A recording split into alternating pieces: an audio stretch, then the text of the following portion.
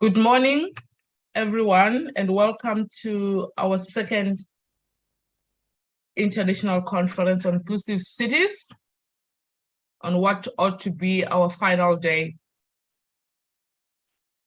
Let me start off by acknowledging all the support that we've received from the day one, which was on the 16th until today. I think we have seen a lot of support, and if it was not because of the attendance that we had from you guys, this conference won't be successful. So it is successful because of your attendance. So we really appreciate. And also I want to start off by thanking everyone who contributed in terms of the presentations, and of course, all the organizers who were assisting us to put this together. So what we have in front of us today is what we consider to be grand finale. And this is our expert panel. And the approach that we're going to take is an open one. So we have to able to discuss, engage with yourselves, give you an opportunity to ask questions, and the experts are here to answer all of your questions.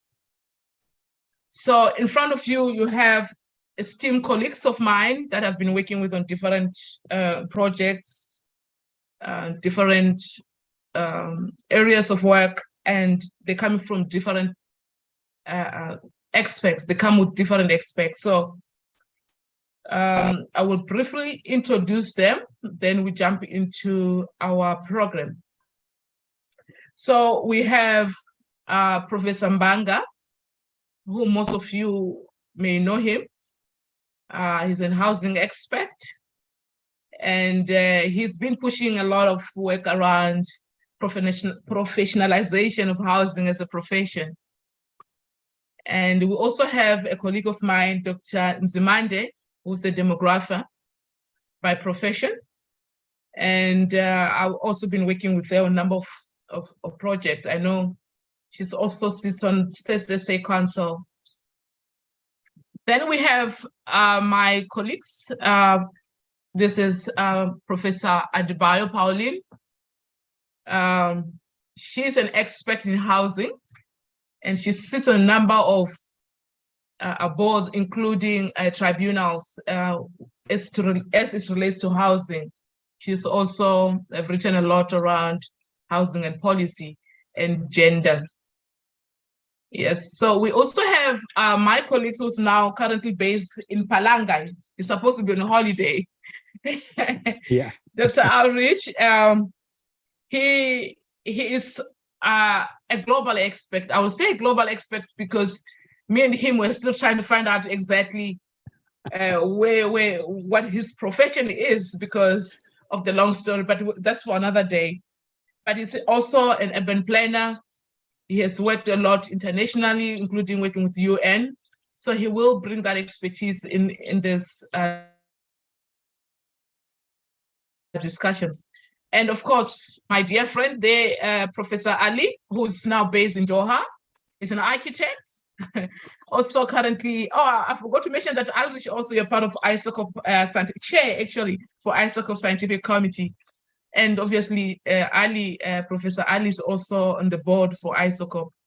And we are very happy to have both of you and from the ISOCOP and all my colleagues here. So I am looking forward to robust discussions, very open in nature.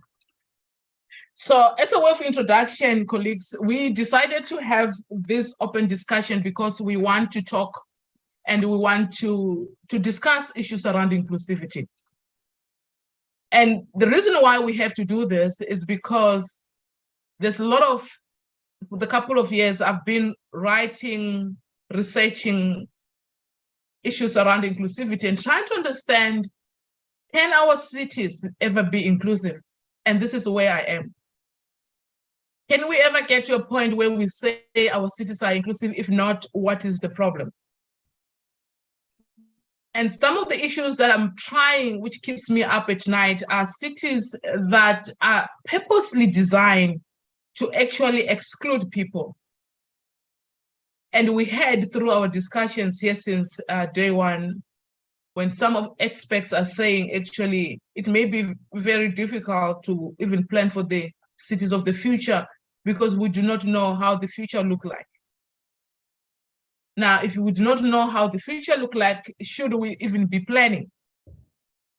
Now, that is why we have a demographer then to try to find out how do we then start projecting and look at the future if we don't know? Can we really talk with accuracy that this is how the future would look like? How do we deal with that? And also, I want us to start talking about issues around how does an inclusive how does an inclusive city look like? Does it look the same across the globe? Is it the same? Or maybe, does it even exist? Maybe we're just talking something which doesn't exist and we're spending so much resources on something which doesn't exist. So there are a number of questions that I will be posing to our audience, but also to our panelists. And I want this to be a discussion. So what I will do, I will therefore request that the participants are free to post their questions so that I'm keeping my eyes on the questions. And obviously the panelists are also keeping eyes on the questions. So they will be responding to them either in writing or virtually, like they will take it live. I will then request that Prof. Ali, you just give us some opening remarks regarding this conference and what do you think about issues around inclusivity? Well, sure. Good morning to all of you from Doha, Qatar. I'm really grateful for Professor Hope to give us this opportunity. I'm also grateful for the invitation. And I want to extend my appreciation to the excellent team, Dr. Ayubomi and Shakila and the rest of the wonderful team doing exemplary work when it comes to coordination and organization. I am Professor of Architecture and Urbanism. I have plenty of hats, one of which is I'm really proud of, is being a professor and a teacher and in a constant contact with the young generation. I am also the head of the Research and Development Unit in the Urban Planning Authority and managing the Urban Lab and Studio. On top of that, I am also a board member of ISOCOP, the International Society for City and Regional Planners, and plenty of stuff that I don't need to share and waste your time. Maybe you guys can check my CV later in my presence in different social platforms. Now, I am also, like Professor Hope, so much interested in the concept of inclusivity and inclusive cities. And I would even argue that I cannot find a better place to tackle the issue rather than South Africa. I am so proud of your country. I'm so proud of the ideals, the principles, the values that are manifested in the people of South Africa in their struggle, continuous struggle, and continuous resilience, and continuous provoking and stimulating and inspiring the rest of the world when it comes to principles like dignity, like inclusivity, like equality, and so on and so forth. Now, I want to share with you in the beginning some of my fundamental thoughts regarding the notion of inclusivity and inclusive cities.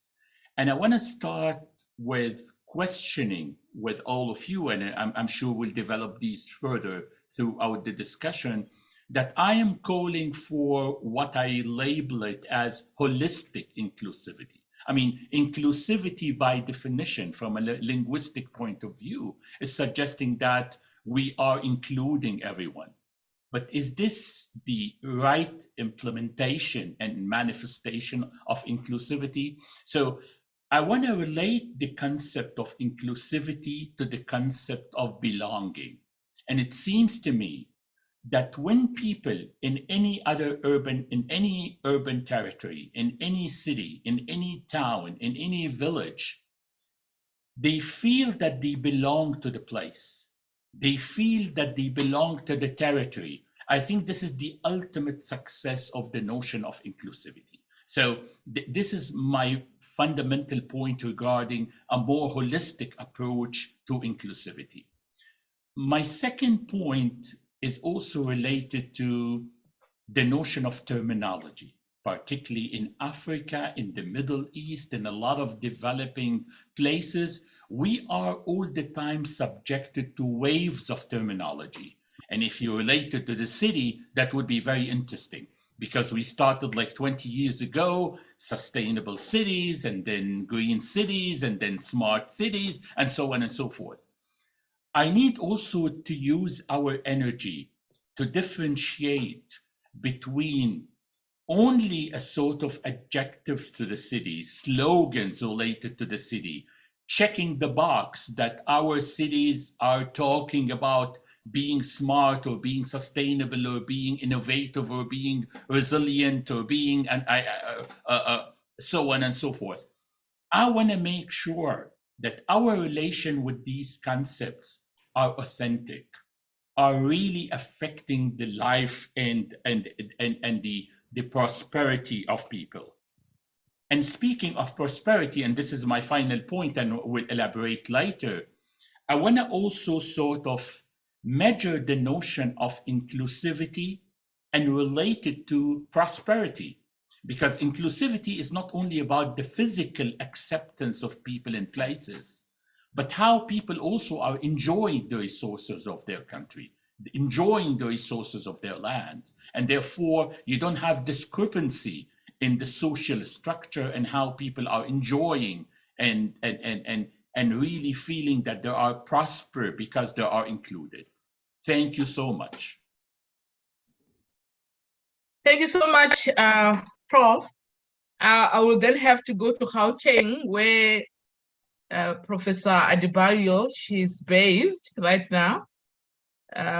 If you can just give us your opening remarks. Thank you, Prof, for the opportunity to participate in this esteemed panel.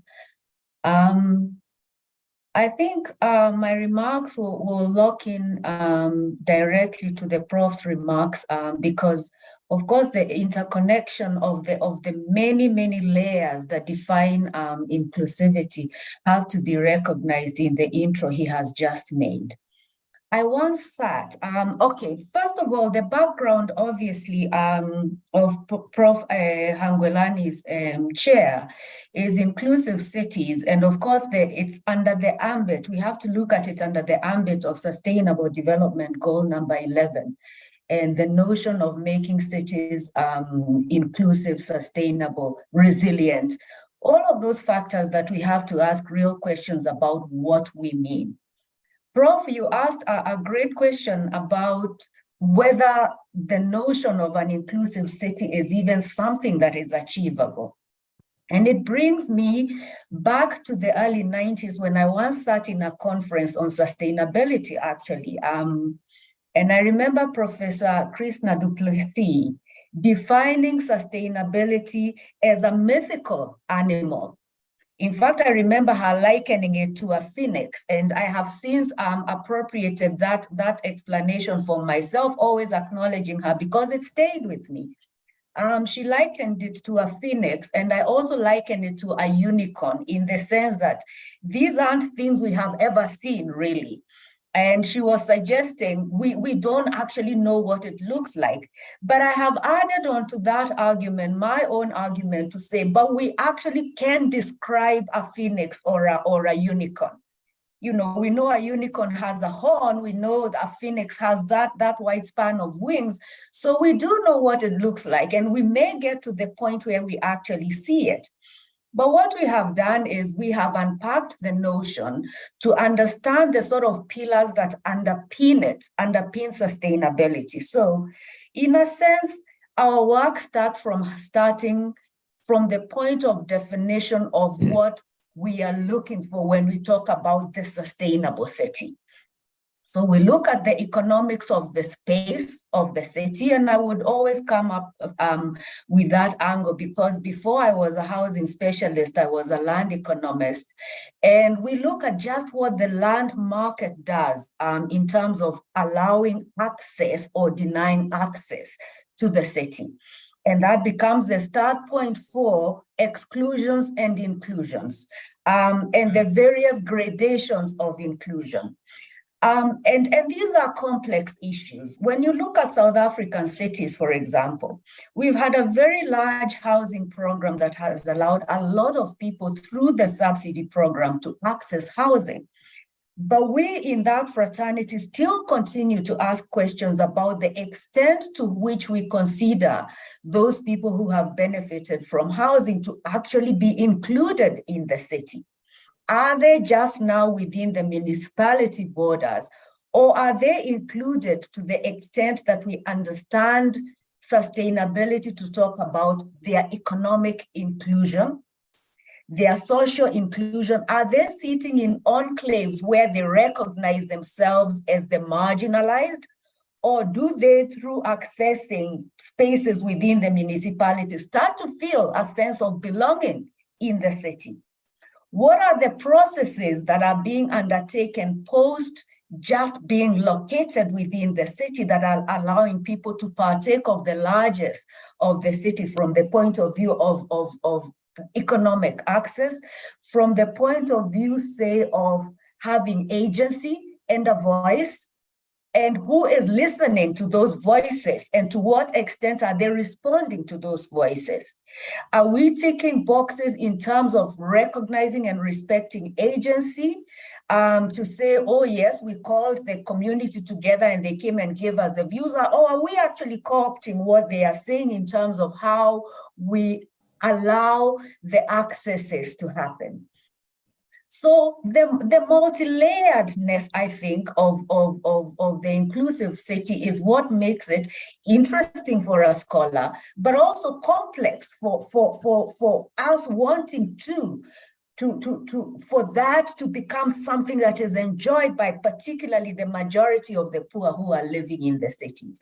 In the global South, it is the majority who are excluded on any number of levels. And we have to care that that is the case. And we have to care that post 2030, when we are closing out the Sustainable Development Goals, we are saying a lot more than we were able to say in 2015 when we were closing out the Millennium Development Goals.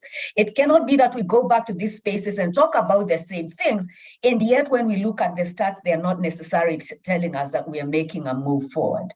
Prof, I wish to stop there. I have issues of gender, and I'm sure they'll come up in the broader conversation, but for now, I just want to recognize the complexity of this animal, this mythical animal that we are dealing with, but to say, notwithstanding its mythical character, we have to care and to find the ways in which to actualize it, to see the horn and the wings recognized and actualized in our cities. Thank you. Thank you very much, Prof, for that great input. I will then ask, since you're in Gauteng, let's just pass through Pretoria before we come back to KZN and obviously go to Palanga. So, Professor Mbanga, very briefly, your opening remarks. We're still going to take more questions and discussions. Thank you, Prof. Hope, and good morning to the scholars and everyone in the platform. Thanks also for the opportunity to participate this morning on this interesting and exciting discussion around this question of an inclusive city. You know, at this point, there have been a number of things running through my mind, like the colleagues are raising, and they are more so triggered by the question you raised in the beginning as to whether will we ever see an inclusive city. I might amplify that to ask another question, whether there has ever been a city that is inclusive in humankind. And at that point, I would want to depart from a theological lens of the evolution of humankind and space. If we take a biblical route, for instance, on the Garden of Eden, how humankind found himself and how humankind developed, and the call for a sound interaction between people and nature in the Garden of Eden, I think, and that there would be some sense of equilibrium in all things, material and otherwise. I would say maybe I'm not a theologian per se, but it'd be interesting to note that. I'm raising this also because Mandela raised an issue around issues that current cities are grappling with, which colleagues have just made reference to in terms of issues of access to the urban economy, issues of land. Pauline just raises it right now. You find these cities that we are seemingly responding or grappling with issues as symptoms of what does not exist fundamentally, which is inclusivity. The absence of inclusivity, in my mind, is leading to a number of challenges that the cities were faced with. Mandela then talks about poverty one time, that itself it is man-made. It's not a given construct of fact. It is out of our own creation. It is a function, therefore, of exclusivity, as it is in the economies of spaces and places we are in. I just want to pose that if we agree on that, if we consider that, throughout this conference also, we spoke about climate change. It is our own creation still. That the consequences that we're responding to, we're trying to retrofit and plug fill and address. We seem to be creating problems for ourselves in the spaces we're in. That's a point I would want to put this morning, that we are creating problems for ourselves first, because in the evolution of humankind, we were meant to be living together. Harmoniously in the spaces that we're in the planet as a bigger space, and also in the states that we're in and in nations. So we were meant to be that. So we created distortions in that space. That's maybe my last conclusion, which is also a provocation, would be about whether, as different stakeholders, I think the conference spoke about inclusivity will be achieved through collaboration and partnership. Right at the beginning, Professor Chipung was raising that, and other speakers.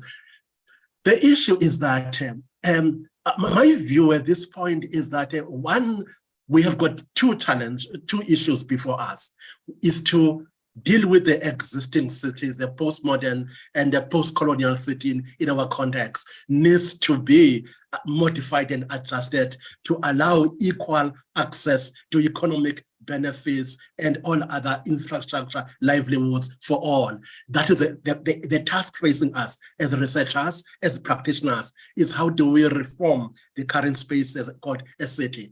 The second task, which perhaps the governments of the states may have to engage, and others are attempting to engage in the continent, perhaps Egypt and other countries are doing that, and also in Europe and Asia, is the new cities that we are bringing in space. Will those cities also be exclusive in their form? So that's what we're faced with. From my view is that we need to deal with both, to look into the two, the retrofitting the existing and creating frameworks for creating inclusive cities moving forward. My last point as I conclude on this matter is that, which is a bigger issue to the all stakeholders, is how close are we, all of us now as scholars, as community members, politicians, economists, anthropologists, how close are we to also understanding that there shall not be peace and stability in cities, in nations, and the world, where socio-economic injustice exists? Professor Ho, that is a big issue, because the challenge about urban safety and crime and all other maladies are because of the imbalance. And we need to understand that if in the new urban agenda we talk about universal happiness, how close are we to that? And also appreciate that that may not be realized soon if these socio-economic imbalances continue in space. Thank you very much, Prof, for this great insights. I think you have raised critical questions. We'll engage with them. I think let's come back to KZN. Dr. Nzimande, what are your opening remarks? Good morning, everyone, and thank you for the opportunity. Actually, I feel quite privileged to be in this panel. I don't often find myself in a panel such as this one with planners and housing experts, and that is such a shame because, as you quite rightly said, when you are planning for inclusivity or planning in a city or any level of governance, you need to ask yourself a question: who are you planning for? And therefore, you have to have a very good understanding on the population itself. So I think it's been quite a privilege to listen to the panelists speaking. But my contribution is, number one, for us to ask ourselves, in addition to a number of interesting issues raised, is who is responsible for making cities inclusive? And I suspect, having listened to a number of the contributions, all of us are responsible for this. And therefore, each and every one of us should ask ourselves, is everyone in the room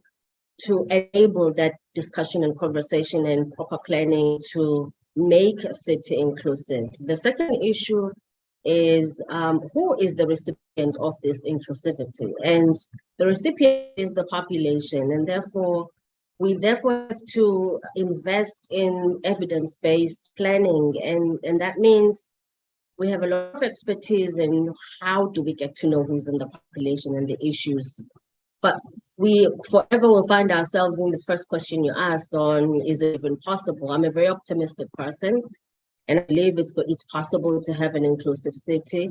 But I also believe that if we don't listen to everyone put everyone in the room, various experts to advise and craft this way forward, we're gonna miss the boat. For example, a very, very short example is, if you look at our populations in Africa, and specifically in South Africa, to be more specific, you see that Sub-Saharan Africa has a youthful population. We knew we were going to have a youthful population quite a couple of decades ago. We know now how long this youthful population is going to be with us.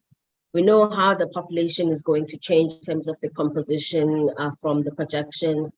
But we are in a space where we find youth in South Africa feeling excluded in our populations, including in cities where the majority of them sit. So hence the whole idea that we need to always ask ourselves, who are we making this inclusivity beneficial to, and then are we able to really understand through the information base that we have, who they are and what they need. That would be my contribution. Thank you.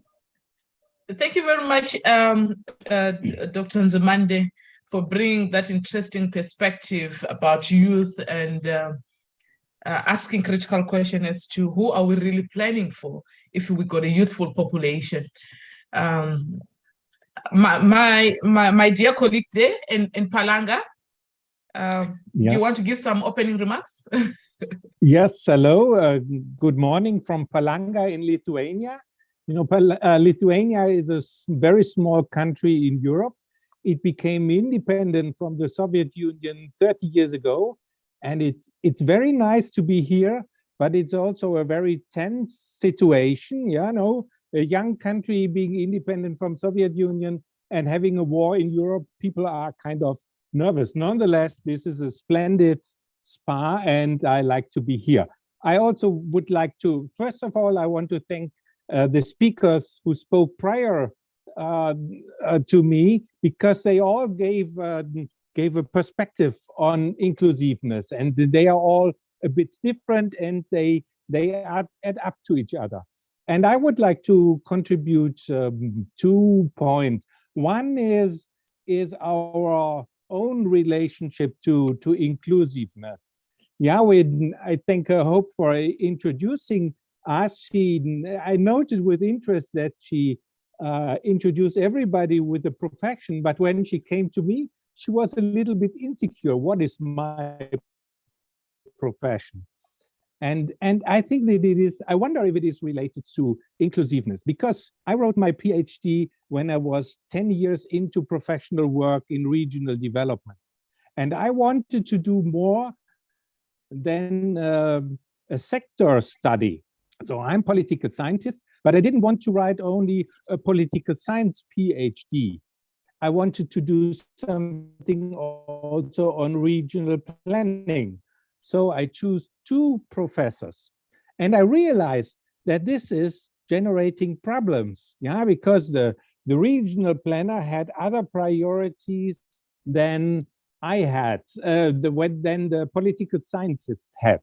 And actually, I had to do more work than a normal PhD because I had to satisfy the perspective of the political scientists and the perspective of the regional planners. And then I became in charge of the editing the journal of academic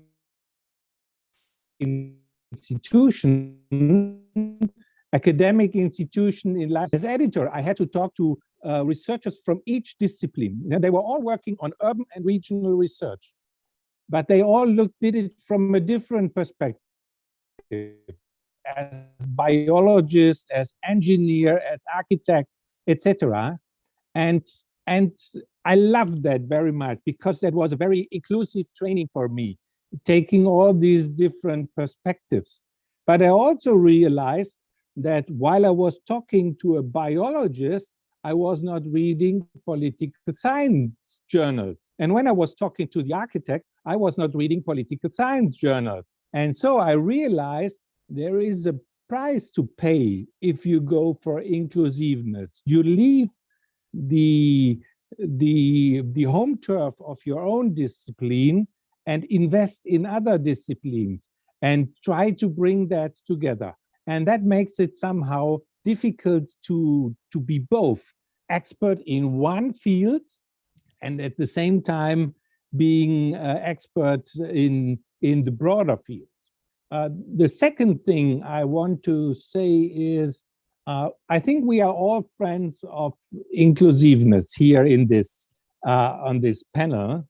But what is the enemy? You know, I think also every mayor is interested in having inclusive urban development.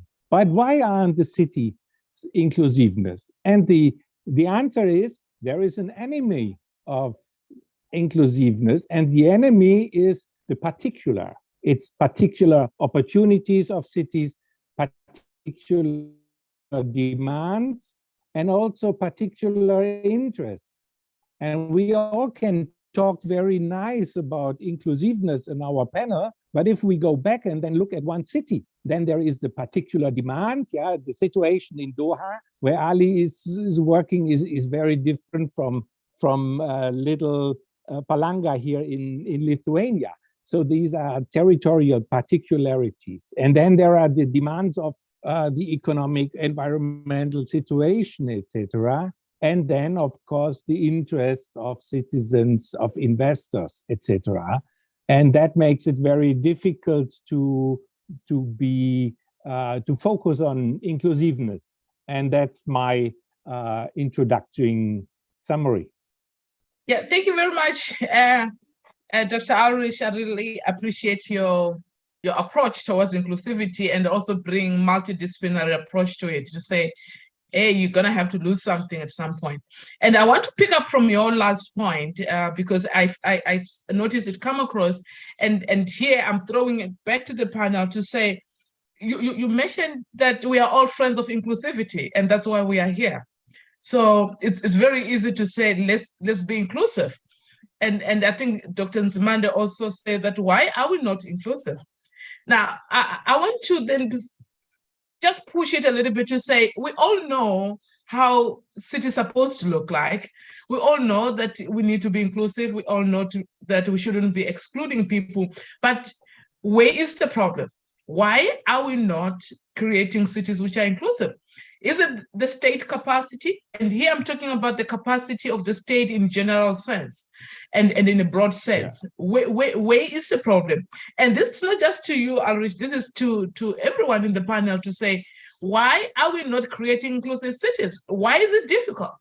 Because we do know, if we are talking about from a design perspective, Ali, you will know that as an architect, what you need to do to design a building which is inclusive for people living with disabilities, and the list go on. But why are we not doing that? Where is the problem?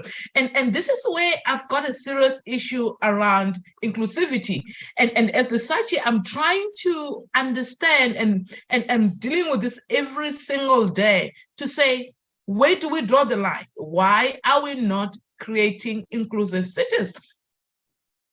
Where is the problem? Yeah, if you want me, oh, sorry. Go ahead, Alosh. No, go ahead, please. Okay, yeah, it's, if you look at governments, there is not only the Minister of Planning, there are all the other line ministries and horizontal ministry, and they have different mandates, they have different tasks to fulfill. The Minister of Finance has to look at the budget, and the Minister of Economy has to stimulate the economy. And so they sit together and have these different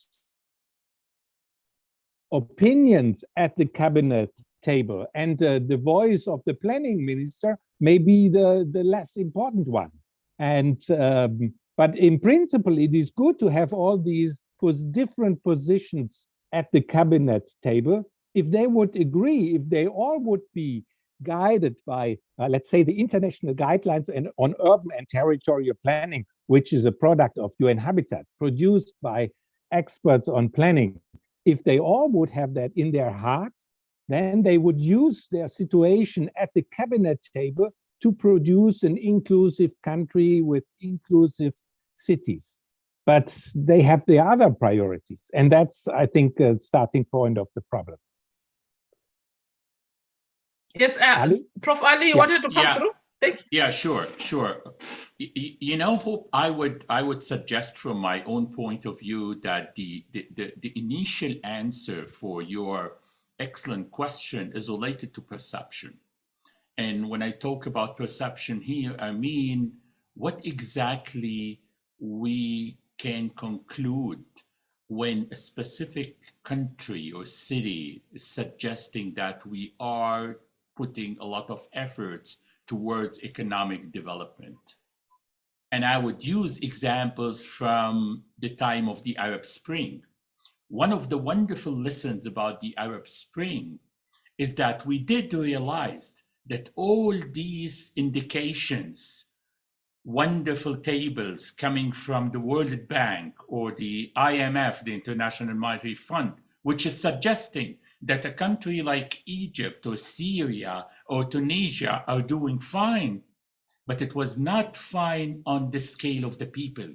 It was only fine when it comes to isolated, divorced statistics related to how the specific country or city is achieving better economy achievements, but it's not affecting the real life of people. It's not really helping everybody on this specific community. This is also so much related to another interesting point. When you talk to a lot of mayors, when you talk to a lot of city officials, they all the time stress the notion of tourism and the importance of tourism and how tourism is going to create a positive economic development for the city. But they are not aware that also gearing the city for tourism is wrong, because by doing that, you will isolate the local community more. You will push the local economy, the local community more towards the margin rather than to be the heart of the process. Another interesting point in my opinion is also related to a typical answer that you will hear from some planners, some decision makers, some city officials, and so on and so forth, which is related to how to zone the city, the notion of zoning. And sometimes this zoning would go all the way to, we need to create affluent parts of the city. We need to create more distinguished part of the cities, and therefore we will attract positive minds, creative people, and business and investors, and so on and so forth. And I would argue that this is in itself an act of discrimination, because all places are geared for people. And when we design and plan places for people, it doesn't matter they are rich or poor.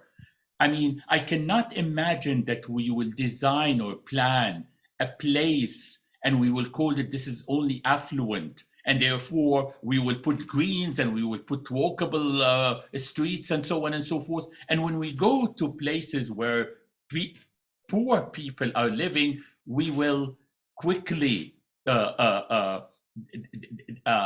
diminish the importance of these factors. So I would go again to the notion of perception, how we perceive inclusivity and its reflection on people.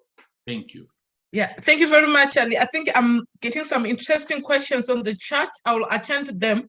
But before I go there, I think I need to talk to Professor Adebayo here. Because you talk about the issues of zoning, you talk about the issues of deliberate to say this is the kind of class, like you're talking about class design. I consider that class design designed for specific kind of people. But Prof. Adebayo, I want your comment here, and this is around housing policy in South Africa, to say we have a lot of houses, housing policy, which are to inform our should I say, to a large extent, try to deal with the issue of inclusivity and try to make sure that we bring on board those who cannot afford to live in decent houses. How are we doing in that, in as far as inclusivity is concerned? I think the big distinction here is actually between what the policy says and aims to achieve and what we have achieved on the ground. There is no question in my mind, and I don't think it's just in my mind, it's in the whole lot of us who write about this space, that the notion of inclusivity has been a part of housing policy in the post-apartheid era from day one. I mean, there are statements there that speak to the accesses that I spoke about at the beginning, at the introduction, where it spoke very clearly about the recognition of the character of the apartheid city, the way it had excluded a majority and how it intended to do that. policy speaks about the character of the housing, that it's permanent, that it has basic services, that it allows economic access, and it makes people feel a part of the city. So, and in the evolution of policy down the line to where we are today, inclusion has been part and parcel of the intent, the spirit, if you will, of the policy. But the reality is that the implementation of policy has to take place within a context that is spatial, that is economic, that has to respect what the fiscus allows, as far as, and I can see one of the comments that's coming through in response to the big question about why we are not achieving it is about resources. The state fiscus is finite, and it has become more finite with time. We are very much aware, for example, that the largest chunk of our fiscus every year now is going into debt servicing. So what is left now to go into the various sectors, including the housing sector, is that much more diminished over time. So the reality on the ground, I think, makes us become pragmatic about what is actually achievable. And I think in implementation, that is what has had to happen, is that with this finite budget, where then, and the sort of the huge demand because of the large proportion of the population that needs to be accommodated within the subsidy program, for example, being given access to the city through housing, through security of tenure. The reality is that when you balance what is available in terms of resources with the number of people who need intervention, it places you specifically in terms of the urban space economy in the more marginal elements or areas of the city. So affordable land is cheap land that happens to be on the urban periphery. So it now places you in a location or disadvantage that brings about the other disadvantages as well, because you're denied the economic access. The limits, the finite, the limits of the fiscus also create kind of environments that are limited in terms of the economic infrastructure that you can give in those areas. So you create what has been described by some of the writers as enclaves of poverty inadvertently. That is not what the intention is, definitely, and I don't think anyone is actually going out of their way to create those, but that is what comes about because the relationship between the marginal spaces that are themselves not sustainable in their own right because they continue to be residential, they don't have the economic capacity, they are not investment grade as to attract, for example, additional private sector investment because of the kind of places that they are. Ultimately, what happens is that people who have been placed there, if they have an alternative, will leave and go somewhere else where they feel more included in the economy, socially, spatially, and so forth. So the complexity is in resources. It is in an urban footprint that we already found. I mean, the apartheid city is what it was. It existed. We couldn't bomb it and start afresh. We had to sort of fit into those spaces and make the best of what was a bad situation, if you will.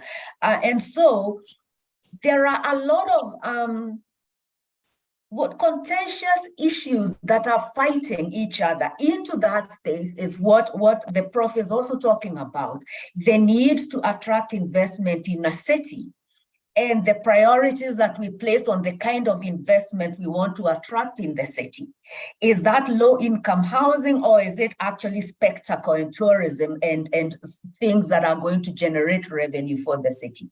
So housing policy can find itself flat-footed when it tries to compete with other calls for the city and competitiveness of the city, and it complicates that matter yet further. So I suppose this would, this could be an entire lecture Yeah. So coming full circle to the question you posed, Prof, at the beginning was, where are we? In terms of policy, there is no reason why our policy could not give us inclusion. But policy, housing policy, and any policy happens within a pragmatic space, a context, and context is everything. And our context is one of already spatial inequality at the highest level of any cities that you'll find. Our cities are special in terms of the spatial inequality that they gave us in the post-apartheid space. But there's also, as I say, the broader national macroeconomic context of huge debt burden, the calls on the fiscus itself in terms of other social programs, if you will. It's not just housing, it's education, it's health, it's other calls on the budget that mean that what is actually feasible on the ground in terms of housing delivery has its own challenges. Thank you, Prof. Thank you very much, Prof. Adebayo, Pauline. I think that was very insightful.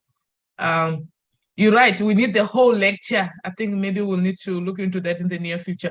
But I want to go to Dr. Nzimande. So I do know that she's been doing some work with the municipalities, and I need to understand the issues around the municipalities' ability to understand who is in their space. What are you finding there? Are they able to understand who's in their space? Because that's where service delivery happens, right? So what's going on there? What have you found in your line of work in as far as who is in their space? And here I want you to be intentional in your remarks and also look at the migrants. Do they know how many migrants? And I want to tie this question with what Dr. Samuel Madeyes say, that how do we plan for population we don't know?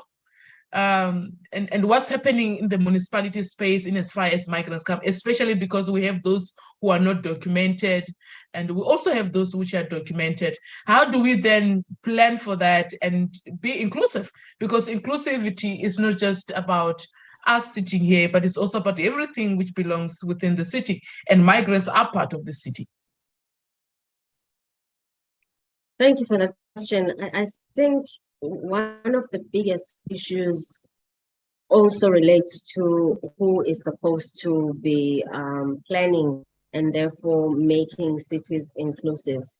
When you see municipal documents, planning documents that are considered to be master plans that would guide what will happen in the municipality, the investments where the investments will be made, you often see what has been discussed since the morning, that where are the push and pull factors that are going in, and issues such as infrastructure and are going to be key and related issues.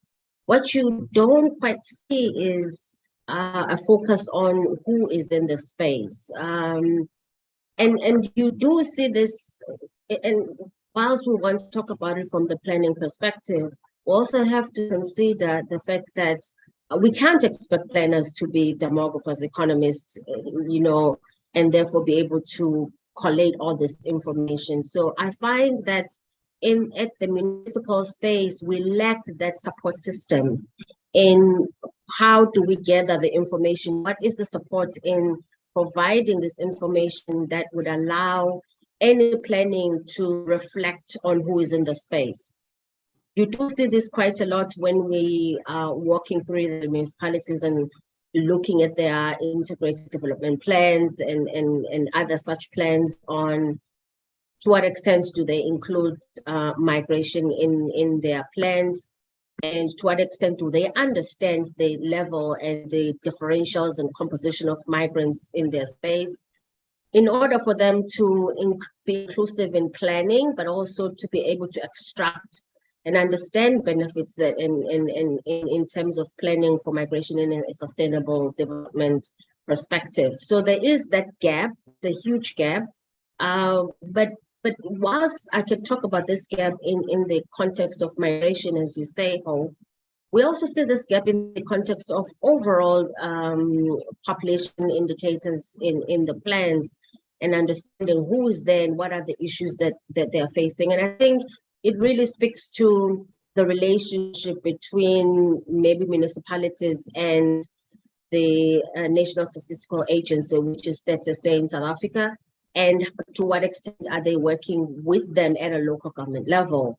And therefore, what are the roles that other sector departments are playing in provision of adequate information for better planning? So yeah, those are some of the issues we see and strategies we're trying to engage in bringing everybody in the room to provide the support for planning purposes. Oh, thank you very much, Dr. Nzimande. I needed to understand a little bit what's happening in the municipality space in as far as service delivery, because obviously, if we don't know who we are planning, obviously we won't be able to deliver service. So we need to know our client, isn't it? So thank you for that input. There's a question there from Dr. Hayanga, which I'll come back to in just a minute, and some other questions. But I want to ask Dr. Ulrich. I know you did a lot of work with UN Habitat and a number of levels. And what I'm more interested in is that at the international level, how are we doing? So now we spoke about municipalities here in South Africa. Can you hear me? Yes, I can hear you. Yeah. So how are we doing in terms of inclusivity? How what is your view around those issues of inclusivity? Are other cities, countries inclusive? And if they are, Well, do you know of any which is more inclusive that you can just share with us?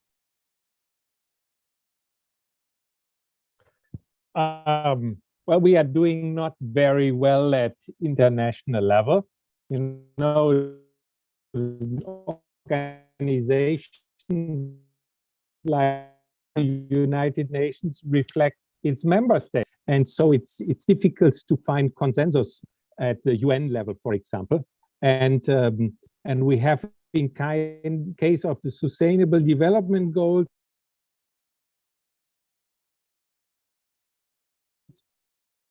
Okay, I'll come back 76 to... and yes.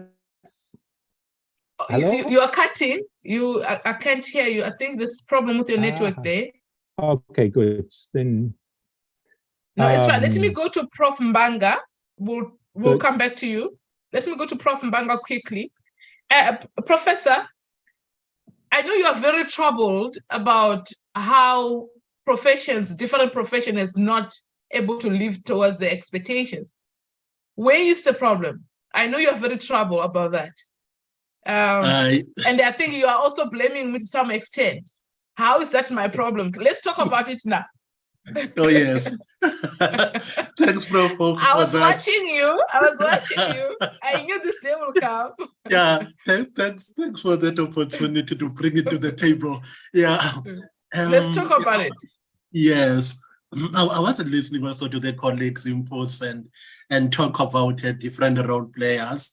And also the prof was talking about his PhD, which was cutting across discipline. I had a bit of that in my PhD as well, because I had to deal with issues of integrated planning, but in another faculty. Yes, not in the planning school. So, which allowed me to look across different disciplines in terms of how that would come into practice. So no, my current trouble and problem is truly around taking a responsibility. In particular, in the case of South Africa, Prof. Pauline mentioned this issue about housing policy in South Africa from the very first day, which was promoting, I think, as a statement of intent, using housing provision as a tool to rebuild South Africa, divided spaces as it is.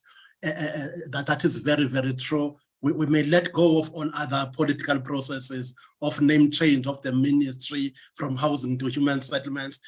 It might be neither here nor there. That's a view of other scholars, because the intent in policy originally has always been about creating inclusive society as part of the nation building effort. The problem is, my problem in this issue is about us taking responsibilities, and I've truly placed it at the doorstep of planners. And I've been listening also in their conference, some views raised about planners playing the tune of the current politician. I'm going to raise, my point is that when it comes to placemaking and space definition, at some point we need to take a responsibility. I give credit to the planners of the apartheid state. I know that is in relation to how they executed policy for the type of spatial outcomes we're grappling with today. They did it very well. Of course, we might say there is a time issue. It took so long. I agree in terms of building the policy on separate development and using it to create fragmentation in the broader South African landscape and within cities. It took, there were resources put, there was capacity building, there was training, as you caught. Plus, go across the world, you get to know that certain countries were providing training around how do you fragment society. Maybe in the US side, how do you deal with space separating the affluent from the poor, and how do you manage that in your design? So a lot was put into that. Those policies were resourced. My point is that no, they did very well. The planners of the time did very well in creating the spaces that we are reforming now. Now, today, why are we continuing with that special planning philosophy in the presence of policy frameworks that require of us to reverse the patterns of apartheid geography in South Africa? For instance, why are we continuing to do that? That is what is troubling me. And when I'm listening to practitioners around this, because maybe like Prof. Pauline, we work in different spaces, we interact with communities through engaged scholarship and the like. Something I said about decision-making in municipalities, maybe Dr. Nzimande will speak to that as well, how decisions are arrived at in relative to the location of settlements or new settlements, how those decisions are arrived at and what informs those decisions. Then my issue comes into, is the authority of planners dwindling in the space of planning? Are we allowing our authority, professional authority, to dwindle in those places and be taken over by other political intentions? And why do we do that? Why are we killing our disciplines? Because at times you may have to stand for the right thing, even if you lose out of it. That's how I believe in life. For me to stand for the right thing, even if Mandela University will dismiss me tomorrow for saying the right thing and standing for the right thing as a professional. So there's an issue around professionals and in relation to decisions made around the location of settlements, when there are policy instruments that allow them to drive that. There is an issue in that space. I think that is very much my concern, because we should be rising to a point of saying, perhaps exposing those who lead us to provide unprofessional advice in the spaces of planning and settlements and cities. If it has to be, we cannot allow ourselves to be friends with everybody, even if the decisions lead to wrong outcomes, if I call that. If I want to work with Mandela Metro as a city, they must accept me as who I am, and that I will be challenging the issues. I think as scholars, we need to rise that, and our professional councils need to stand up, because our professions, their role and spaces are being kind of reduced as we move forward. That's maybe I might leave it there. Yeah. That is basically. Thank you very much. We'll take that. I will I will respond to you in an opinion piece on that one. Yes. So it must be look at on the opinion piece. I'm gonna write something on that. So wonderful. But I like that input. I like that input. Prof. Ali, Dr. Rosemary Hayanga, I don't know whether you saw her comment. I would like you to entertain that comment together with Professor Logia. So she's saying, I don't know whether you saw that, it's in the chat. To what extent does urban planning factor in happiness index in the city, in the design of the cities? Then Professor Logia, Claudia, she said, are we planning with the people? Are we involving people? So I think these two can go together in trying to answer them. So I'll be mentioning them as we go along. I'm seeing other questions. There's another one, very interesting one. I think I would like Professor Adebayo to get ready for the one on the Q&A for me there. Thank you very much. Over to you, Prof. Ali.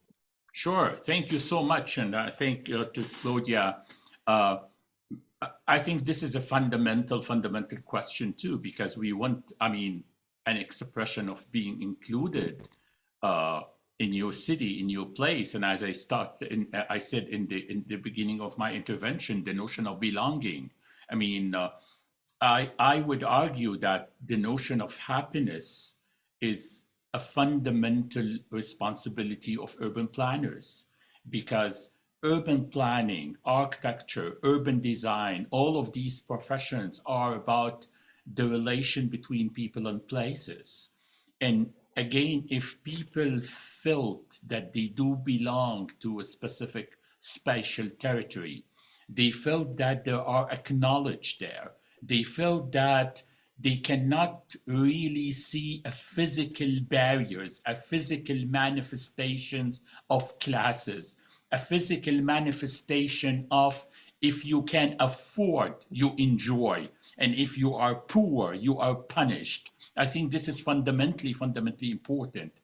And therefore, I would even argue that achieving happiness in cities and places is not expensive. It's about only allowing people to enjoy the natural resources. I can give you examples from different places in Africa and the Middle East where regular people don't have access to the waterfront. They don't have access to rivers. They don't have access to oceans. They don't have access to the seas, only because gradually all of these places are privatized. And we use the issues of economic development or creating tourism and so on and so forth to justify this level of injustice. My second point is related to the second question and also related to wonderful comments that I've read in the chat box, which is related to the notion of participation.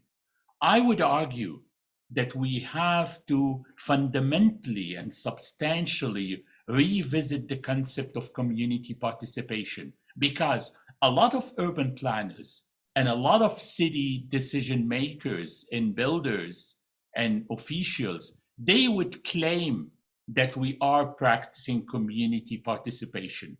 But my point here is that we need to differentiate between community participation as only cosmetic kind of act. You bring some of the, I would argue, community representatives, and you will put them in a fancy hotel or a fancy room, and you will show them some drawings that they cannot even comprehend or understand.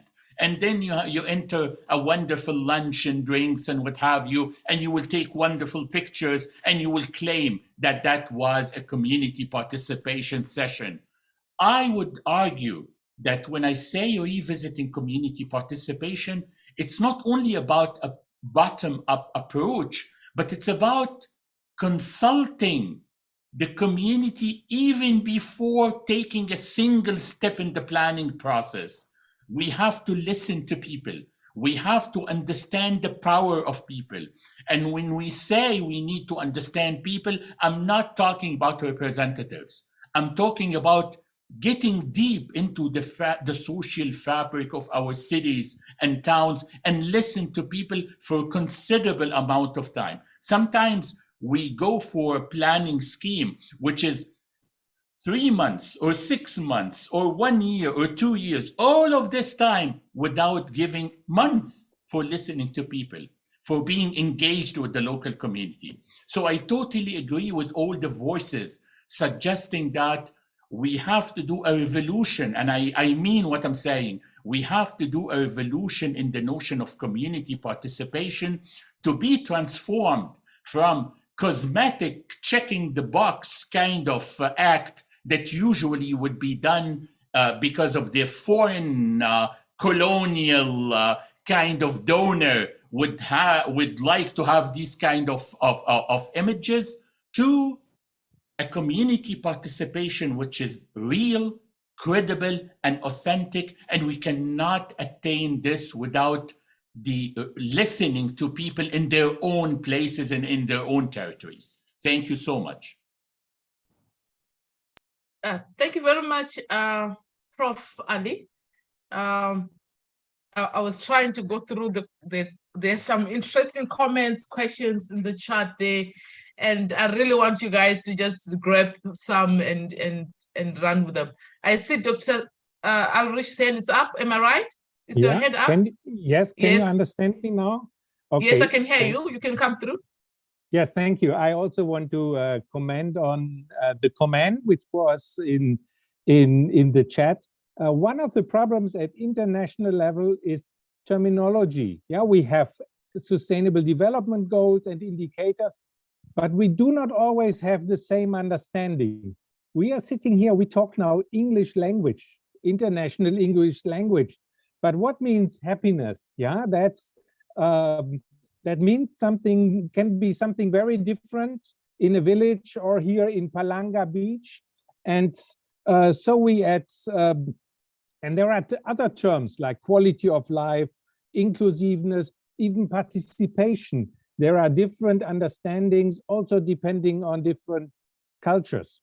And we are at UN Habitat, we have a new project where we take the term of quality of life. You know, most sustainable development goals and inclusiveness, they are all related to quality of life.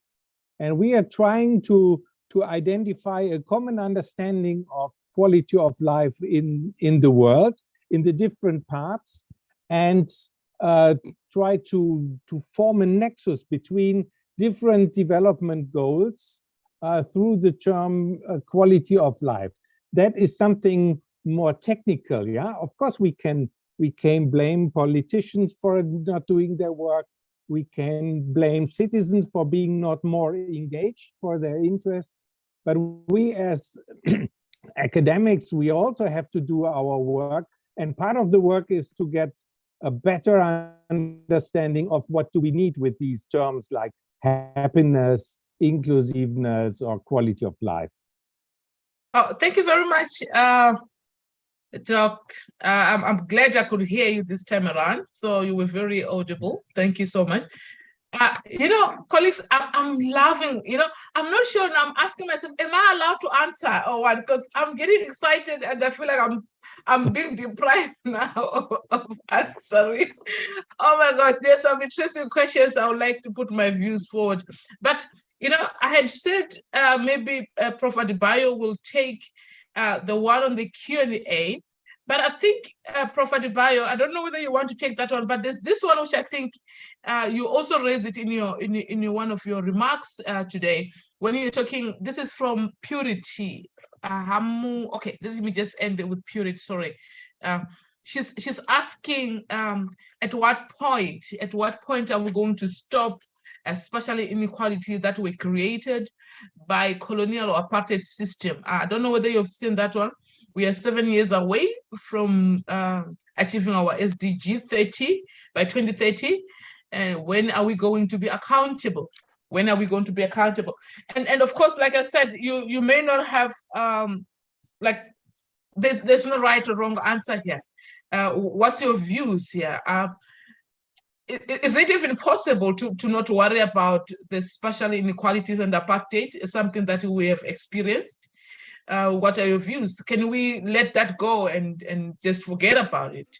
And how long? Because that's why I say I really wanna engage on this one, because the question I'm also adding on this one and try to say, when is it enough? When are we going to say it's enough now? We shouldn't worry about that. And if ever there will be enough, if there's not enough, then how long should we continue? And I'm of the view that, okay, let me not say my views. Let me hand over to you, Prof. Adebayo. Prof, I understood that the question that the person is posing to be one of asking us whether the issue of inclusive cities is an exclusive one to South Africa and the apartheid city, or the post-apartheid city, if you will, which carries, of course, huge characteristics of the apartheid city, or whether it isn't a more broad-based issue that really cities all over are grappling with. And I think the simple answer to that is that possibly because those of us who work in the South African territory would always revert to sort of the genesis of our issues, which reflect a planning orthodoxy that was actually implemented over a period of time, as Prof. Banga said, to produce a very special animal. Is not necessarily a unique animal, but the reality of the situation is that the apartheid city is not all that unlike former colonial cities, which had been planned with exclusion and segregation as a part of the way spaces were understood and articulated. And therefore, a lot of the post-colonial cities are dealing with exclusion. But of course, many years post-apartheid, post-colonialism, and the achievement of independence in some of these cities, the reality is that these cities are now organic. They were planned for a very small population. They have not necessarily improved their capacity with the passage of time and with the rural-urban migration processes that have happened in these spaces. And therefore, at a certain point in time, being overtaken by events has created a situation where inclusivity has to become a question. So it isn't a South African issue, definitely. And I think the other speakers who are speaking about this are indicating that these are issues that are being grappled with as a global issue. Of course, what they look like in different contexts matters. And I think that's why the South African context keeps coming up. But the reality is that in every particular context where one is dealing with inclusivity, the unpacking of the issues, the sort of history that informs those issues, where people find themselves as a result of the history of those issues, has to be factored into the way planners and I think we are talking about planners broadly, not just people who plan spaces as in town planning, but also planners who plan the economics of cities, planners like Dr. Nzimande who are talking about how you engage with the issues of the various subgroups of populations that are represented in those cities. So I think that there's, in a sense, a normative sort of overarching element of how we understand inclusion and how we take that and employ it in the different contexts based on the issues, the severity of the issues in the context within which every one of us, I think, who has an interest in this particular panel and the discussions emanating out of this, I want to believe we are all working in a little space that has some questions of inclusivity that we can take sort of the normative elements of inclusion and bring it into that space. Prof, I'm going to say over to you, because I think in as much as you're chairing this panel, I think you should have an input here, because this question is being asked of planners. Definitely, you know, it's asking, first of all, at what point do we say it's no longer historical now? This is the extant situation that we find ourselves in. So what do we do from here? Do we keep referring to the history that brought us here, or do we find a way to deal with it in the way that it looks like right now, here and now? Yeah. Thank you. Thank you very much, Prof. I think I like the approach you have adopted in responding. This very insightful, and I think I will try to touch on some of the issues as we go along. There are a lot of comments. I saw a comment from Dr. Mbambo. He was talking about almost the same thing. When are we going to take charge? And I think this is where Prof. I think it's Prof. I think he answered this on Professor Mbanga. Yeah, you have touched on that one. You've responded on that one, although it was not directly to that, but you spoke with those issues. And then there's this issue. It's not really a question as such, but it's a statement reminding us that South Africa, and this is from Chipiwa, he's saying that South Africa is a country for everyone who lives in it, including migrants as such. Inclusivity must also include them, even on service delivery. And I'm looking at my friend again there, Dr. Zimande. She deals with this almost for the whole week. She's running a training with the municipalities on issues around inclusivity. How far true is this? Is that what we are saying with the Constitution? I don't know whether you want to have some remarks on that.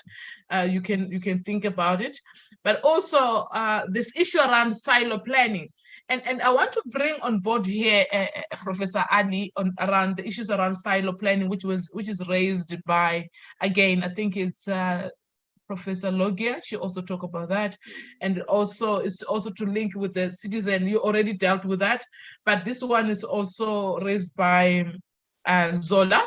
Now, what I want you to look at is to talk about the issue around silo planning. So, and you may want to tie this with our work that we will be discussing in Doha, where we are saying, let's plan together. Now, where are we getting it wrong? Is it even feasible? I've been in a room where I'm sitting with different experts, and the way in which we contradict each other and the way in which everyone thinks their profession is supposed to take a leading role, it's amazing. And I keep asking myself, are we gonna ever agree as different experts? Because when you want to come up with certain development, environmentalists, they will say, no. You cannot do that because there's some sensitive species there. You shouldn't be touching them.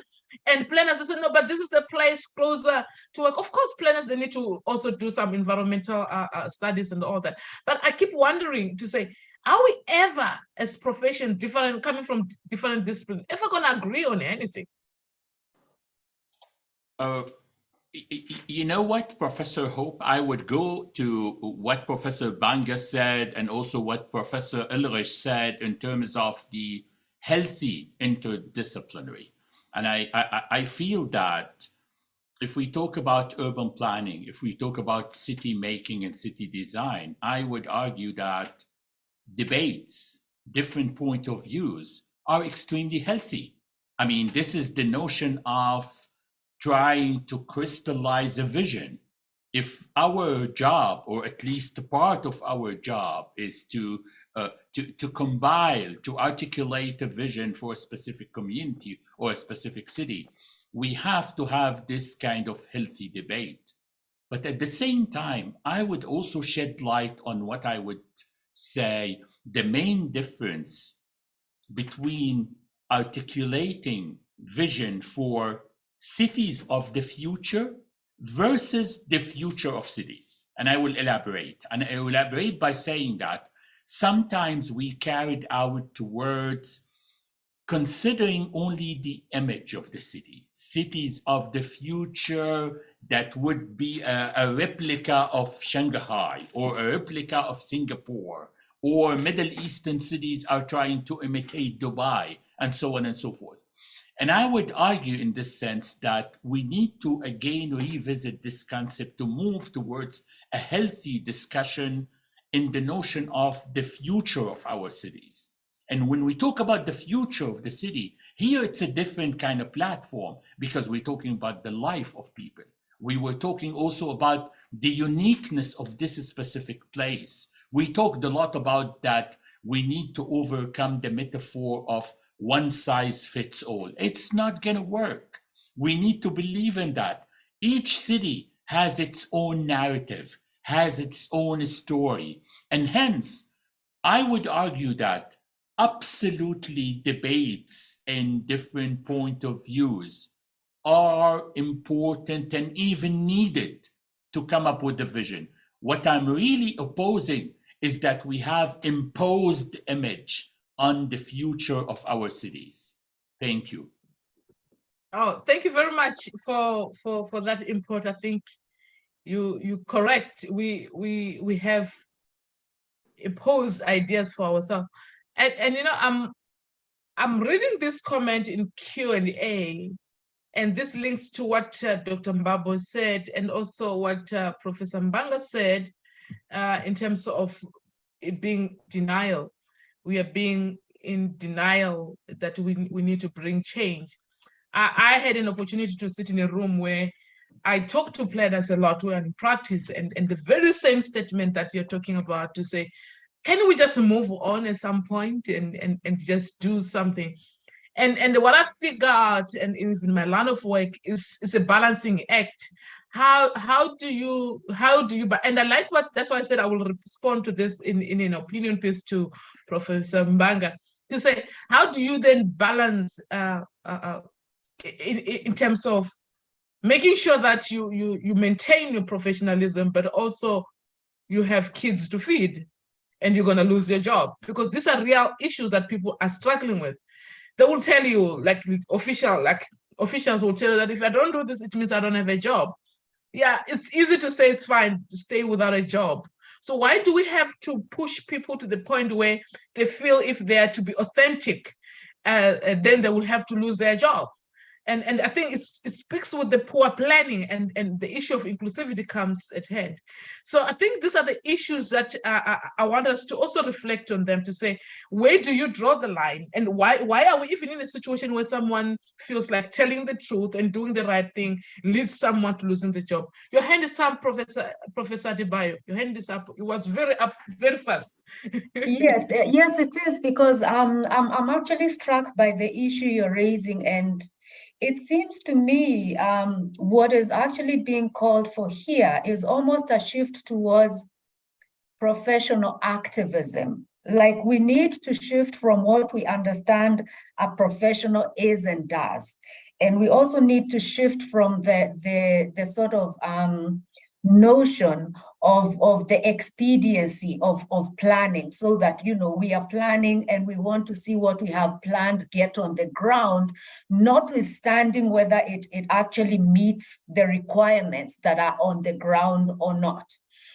It feels to me that that's almost what the panel is talking about. It's about asking real questions about, when we talk about communities, what do we mean when we involve them? What do we do with their views when we hear them? How do we make sure, you know, we co-opt that into some element of professionalism that does not water down those views when we provide the professional response or the solution to what we hear has been said?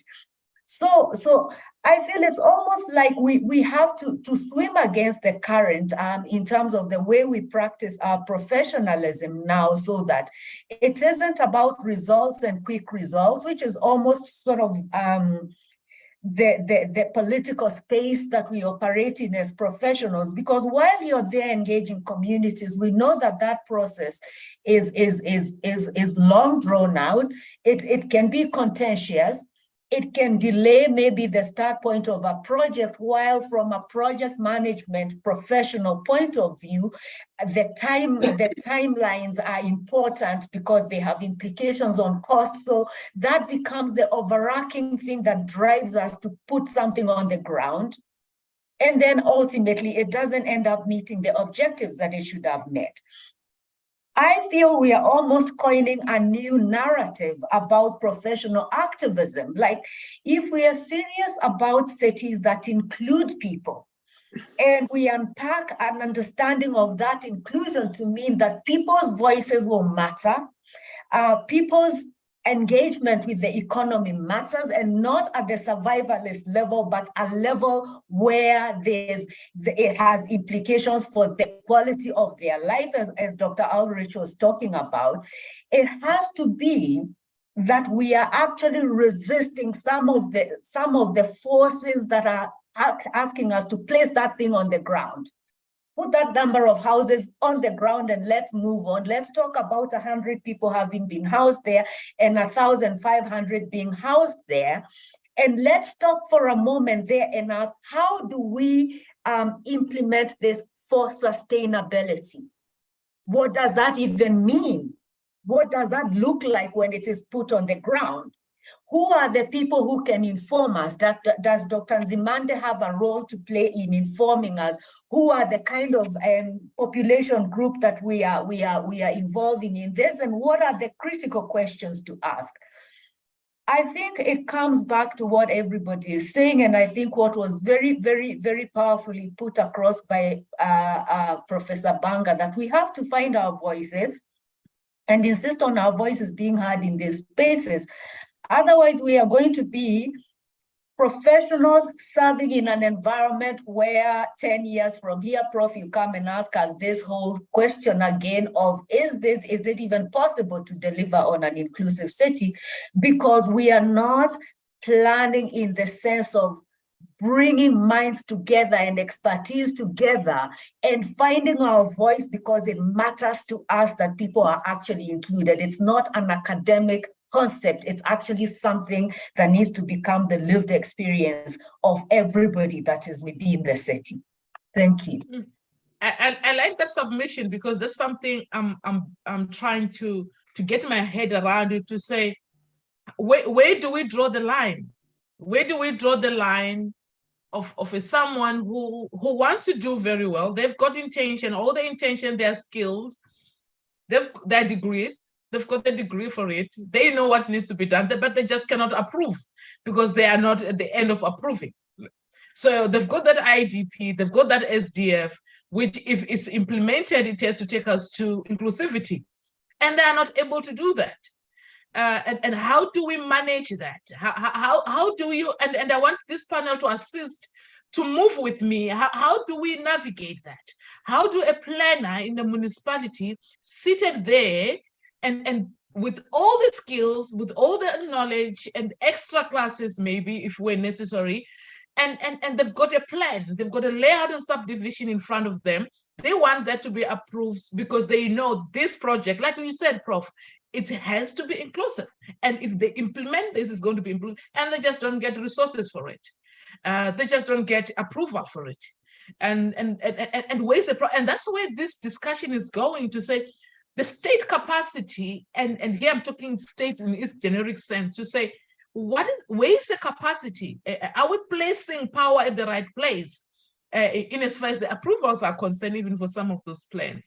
And here I'm opening it up, colleagues. I'm not saying it's for Prof. Adebayo or anybody else. It's a discussion. But I'm really battling with this, to say, now you have this plan, you have this SDF, and I want Prof. Banga to also come back forth to say, how do we deal with this? We want to be professional, right? We want to make sure that we do things as we know supposed to be done. And now there's political interference, but not just because you don't want to do it, but someone just don't sign, and someone just don't allocate resources for it. And you do not have resources. You are just a professional who's there to draw and say, this is how it's supposed to look like. And at the end of the day, you are not a developer. How do we balance? Because this is where the capacity of state comes on board, to say, how do we bring people on board on the same line of thinking? Is the profession itself on its own enough? Is it enough to be a housing expert, Professor Adebayo, and then you deliver houses? Will that deliver us the houses if you're a professional? I don't know. And it's something I'm really genuine about this. I need answers because I need to finish my book. Yeah. Dr. Alrich, you want to come in? Dr. Nzimande? Yes. Anyone? Well, what you can do in a situation, as you described it, is very difficult. Yeah, if there are demands on you to be very particular instead of inclusive. But what you always can do is to calculate the cost of being not inclusive as a planner. Yeah, if you do not take a biased position, you can calculate what are the costs for the city if it is not inclusive, and try to stimulate a discussion on that. This is sometimes done by people who want to innovate something which is not there yet. For example, when in the European Union they introduced the euro, they couldn't easily argue in favor of it because it didn't exist. And so they calculated the costs of a non-introduction of the euro. And that was a powerful argument then in the discussion. And in the same way, when you want to promote inclusive urban development, you can also calculate what are likely to be the costs if the city doesn't become inclusive.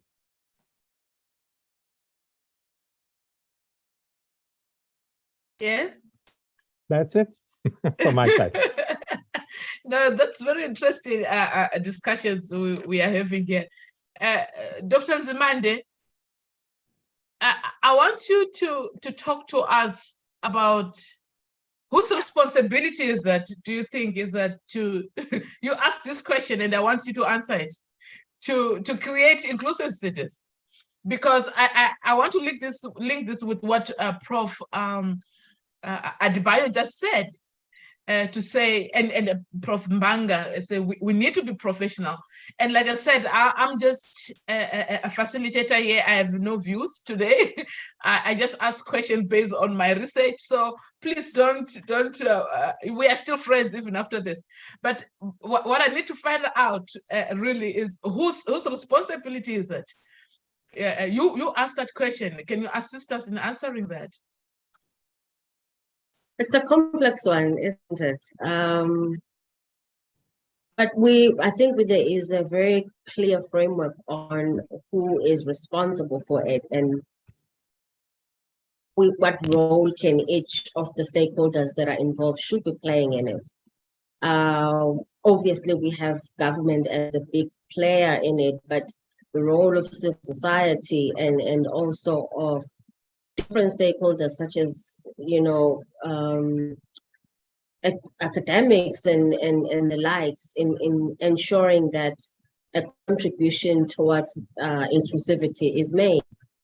I think the problem is less on answering who's responsible, but more on making sure that everyone is in the room that is responsible. If I believe that if we were to ask each of the stakeholders what their responsibilities are, they are quite clear on them. It's now putting the minds in the same space and delivering on what we're supposed to be doing. I find it very interesting to listen to as planners talk about your discipline and your disciplinary focus and your ability to deliver on what you are sort of mandated to based on your discipline. I think a lot of disciplines are facing the very same thing. If demography as a discipline in South Africa is one of those, and part of the problem is if we are able to put these minds together, we will be able to deliver on inclusivity in specifically focusing on the areas that we have to focus on. And I follow on what Ulrich just said, that one of the biggest examples of how not being inclusive can harm everyone. If you look at HIV and AIDS and you look at COVID-19, if our vaccine rollout was only specific to citizens and specific individuals, if our access to healthcare facilities are not open to everyone in communities, it actually harms the population you want to protect. So, and as such, everyone has a role to play, ensuring that overall we are inclusive, and therefore it's about bringing everyone in the room and making sure that we deliver on the disciplinary focuses that we have. Thank you. You know, I'm liking these discussions because for almost 30 years now, Professor Mbanga, we've been talking about bringing everyone in the room, and people that are not in the room. Where is this room we are talking about, Dr. Nzimande? Because we've been saying we need to come together, plan together, collaborate. How far is the room, Professor Mbanga? Maybe we need to also look at that. Yes. How far is this room that Dr. Nzimande is talking about? We seem to never get into that room, and I really want us to talk about that today, to say, how do we get into that room? Where is the room? Because if that is the intention of going into the room, we should be in the room, and we should have been doing that for quite some time. It should be an easy one. So I suspect this room is very far. Can we talk about that a little bit? Yes, truly, we need to go. We say in just language, is it because we need to go where the calf has died. Where is the room? Because the others will say that the devil is in the detail. We'll say that we've got progressive policies, sound policies, but the issue is in the implementation. But then what is with the implementation? Where is the room? You know, I've got two things. I start with the room itself, then close with the issue around capacity. I'm not yet ready to allow a situation where the urban and regional planner hands over the space to someone else who has not gone through preparation to lead such process. I'm not willing at this point. I would do the same with the architect. I'm not willing. I think Dr. Nzimande, just bear with me. I'm not willing in that. We have to, as a professional, to take responsibility, because a profession is someone who has been prepared over a process with character reformation and formation, with a level of knowledge put in that person. That's why we become professionals. So, and that professional has got a relation with society, and with their responsibility. A society believes that that person is the one who would bring whatever goods the society thinks about. If that one is an urban planner, that in the room, there must still be a facilitator, a leader. We can't all be leading that role.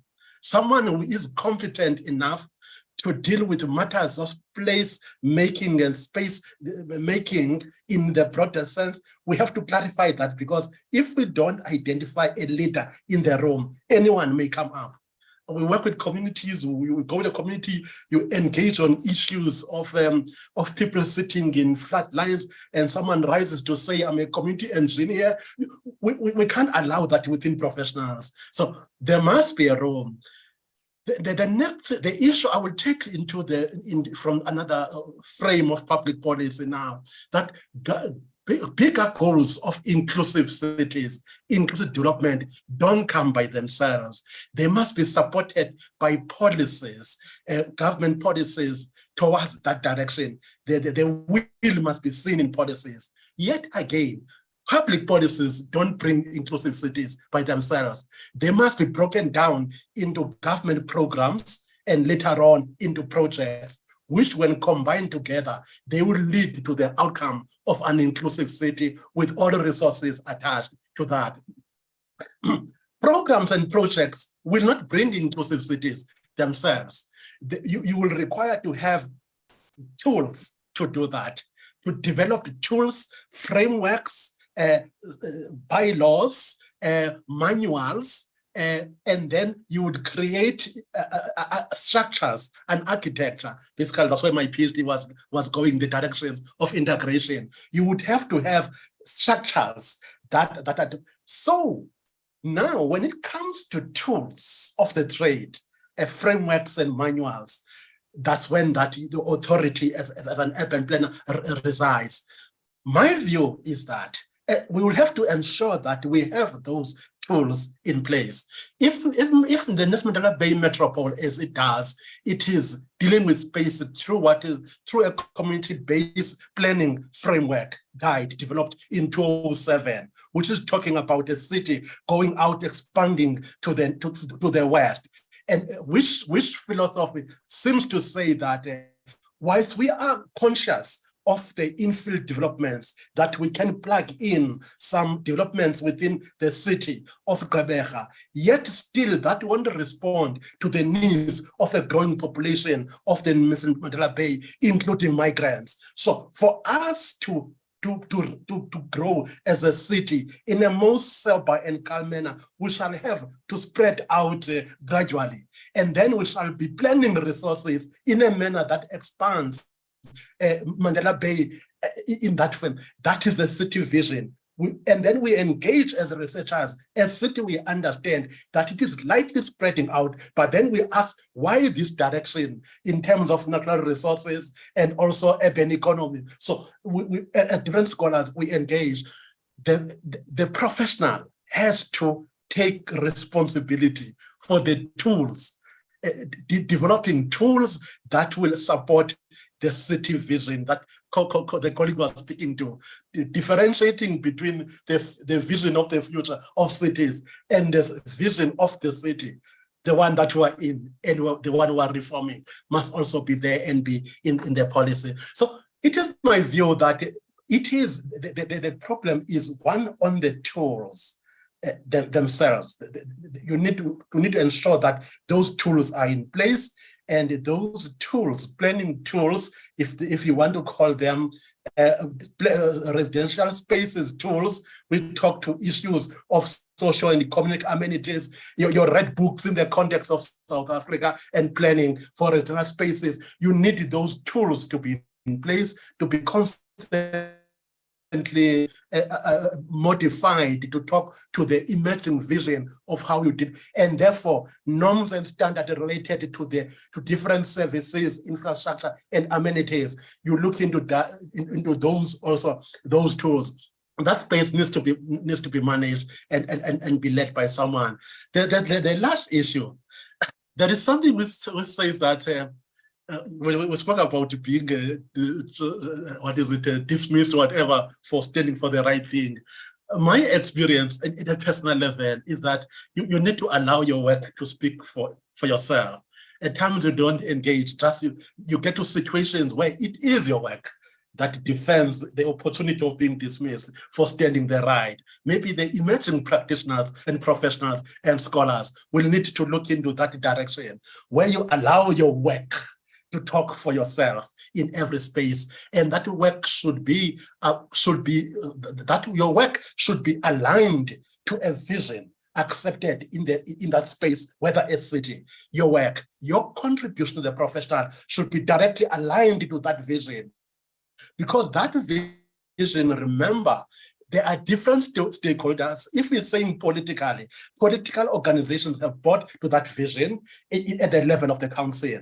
In some way, you'll have your defense within that space. Secondly, if we talk about inclusive planning, which is participatory planning methodology, which is historical, it has always been there.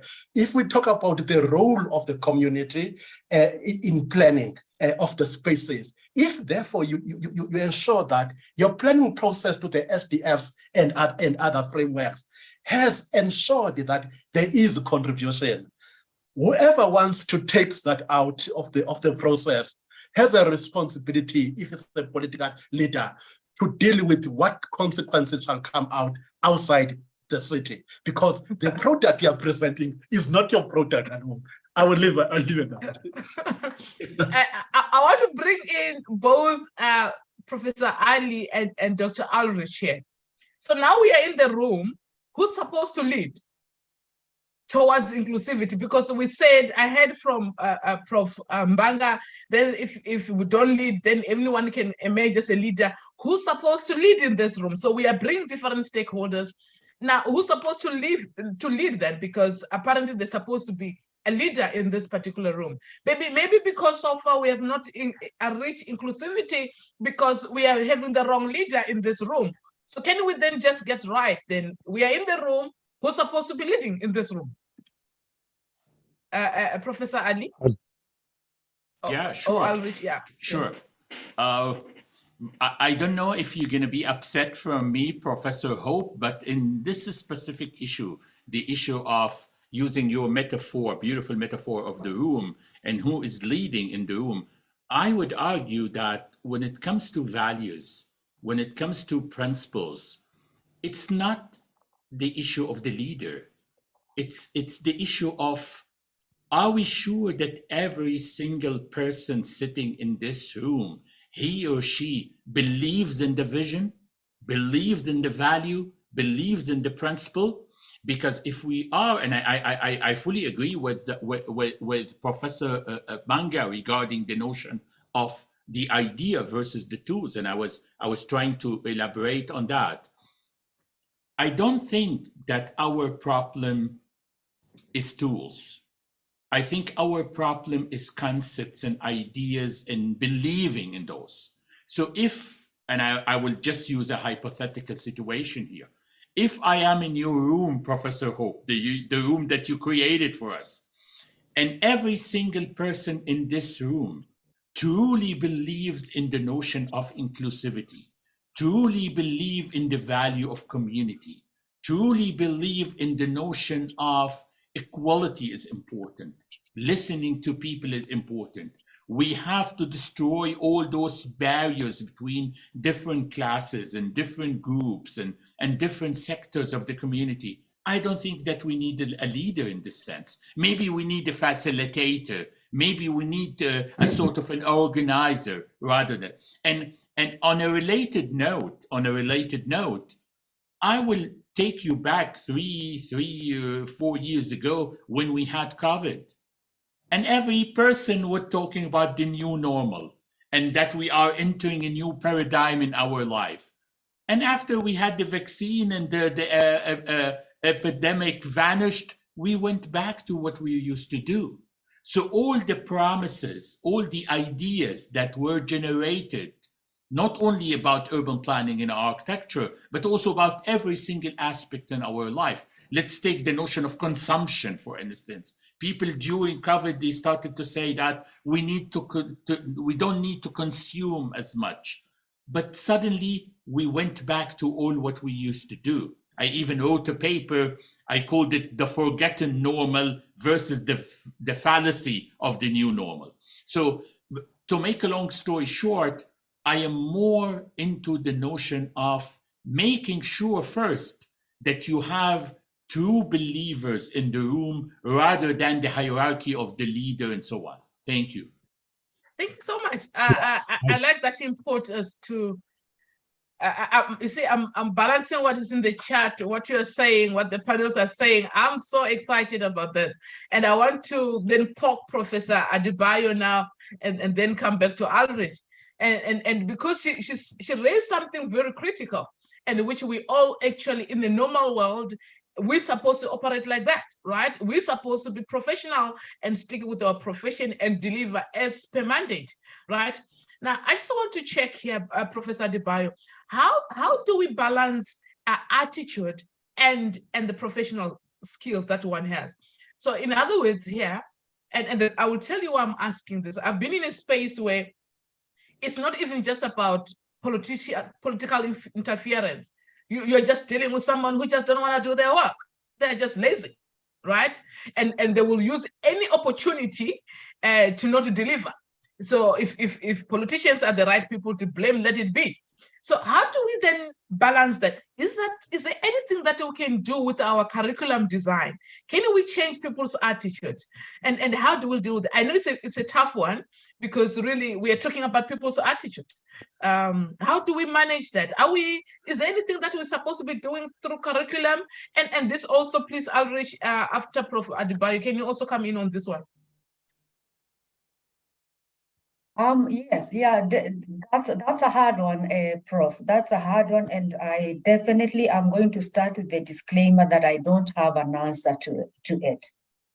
But I feel certainly at the curriculum level and at the teaching level, in which some of us on the panel are involved, that there's something to be said about infusing into the curriculum, not just the academic program itself, but also some of the values that Professor Ali is talking about. So for example, if we let's say in a course like sustainable human settlements, as I teach, that one would want to hear what the lived experience of students are, what their own understanding of what an inclusive city looks like and what inclusivity involves and everything. And I think there's a way in which at that level you could start to come up with a professional who is actually feeling like they have a relationship to the ideas, not just so that they can pass an exam, but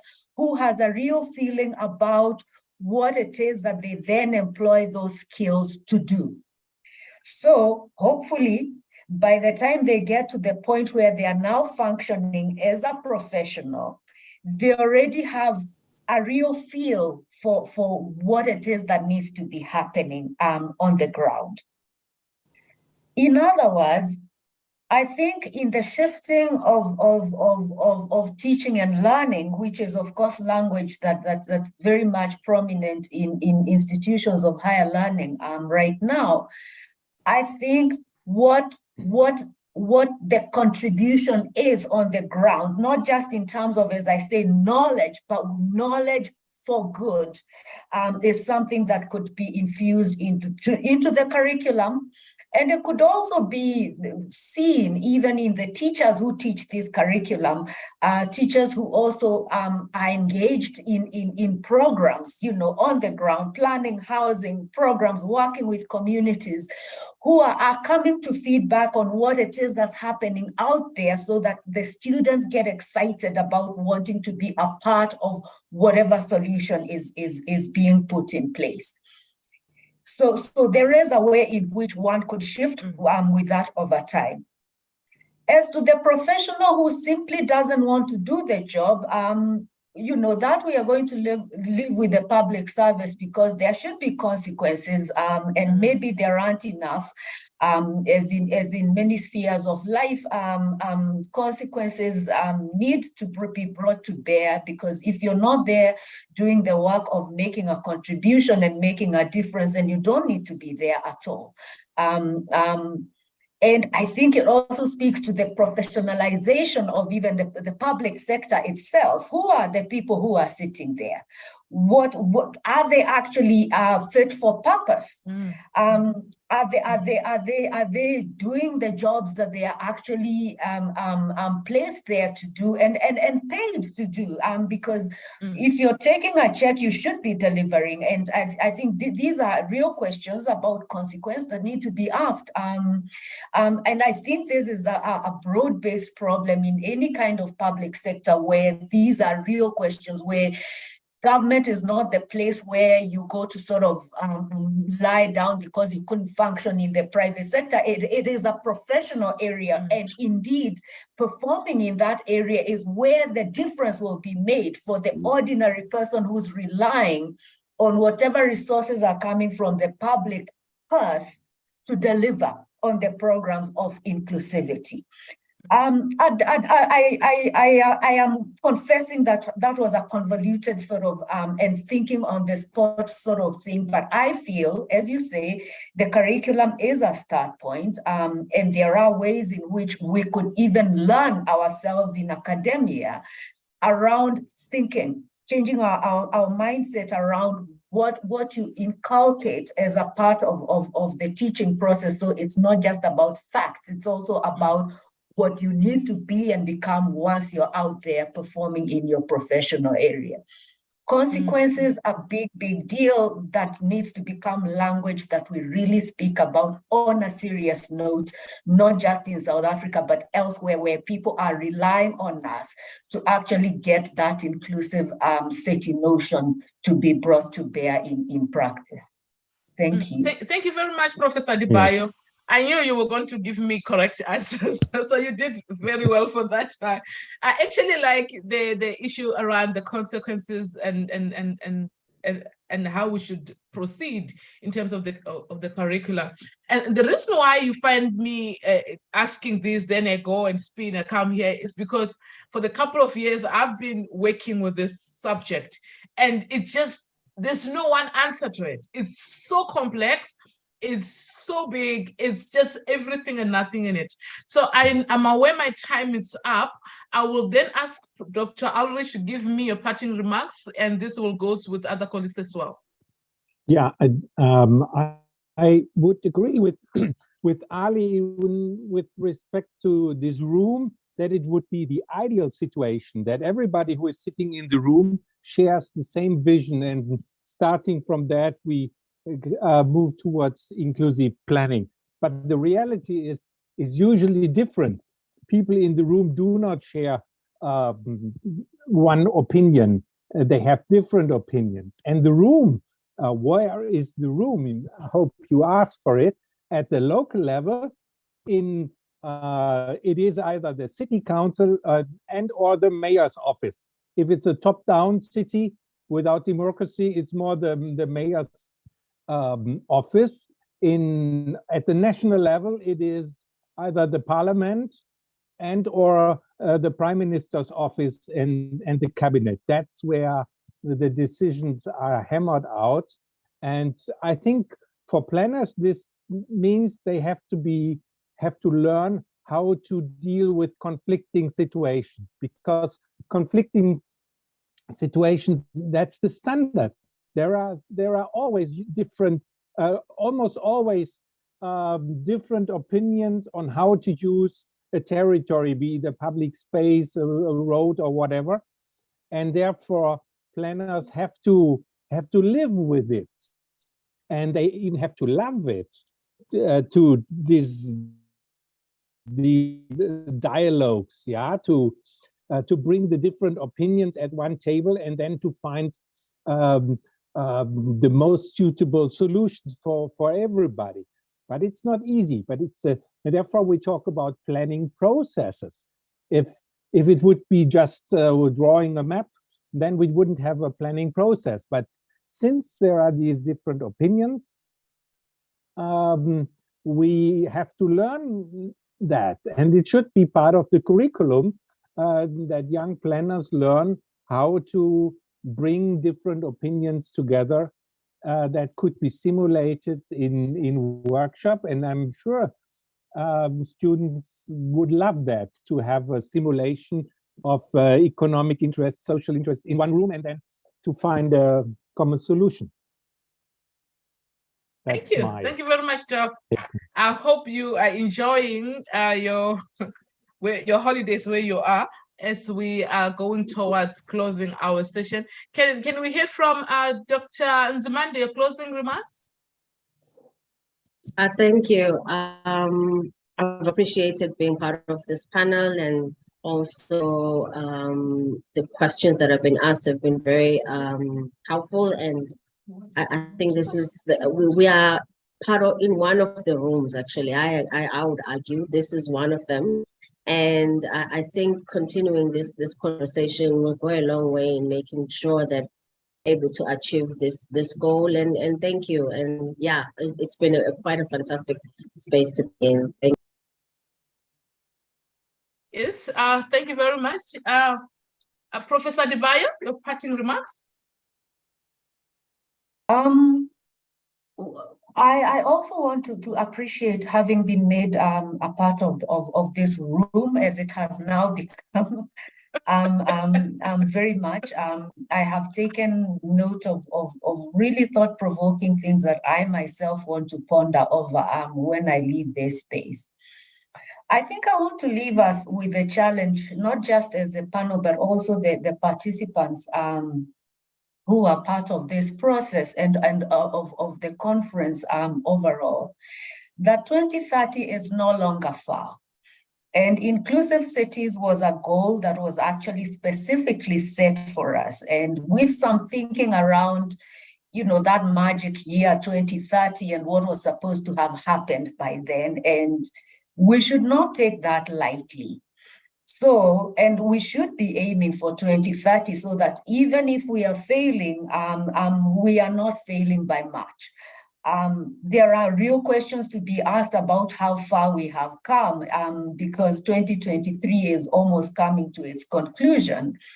And no doubt post-2030, there will still be sustainability goals set and goals for sustainable cities, because if the stats we are reading are telling us correctly, and I believe they are, by the year 2050, a vast majority of the world's population is going to be living in cities.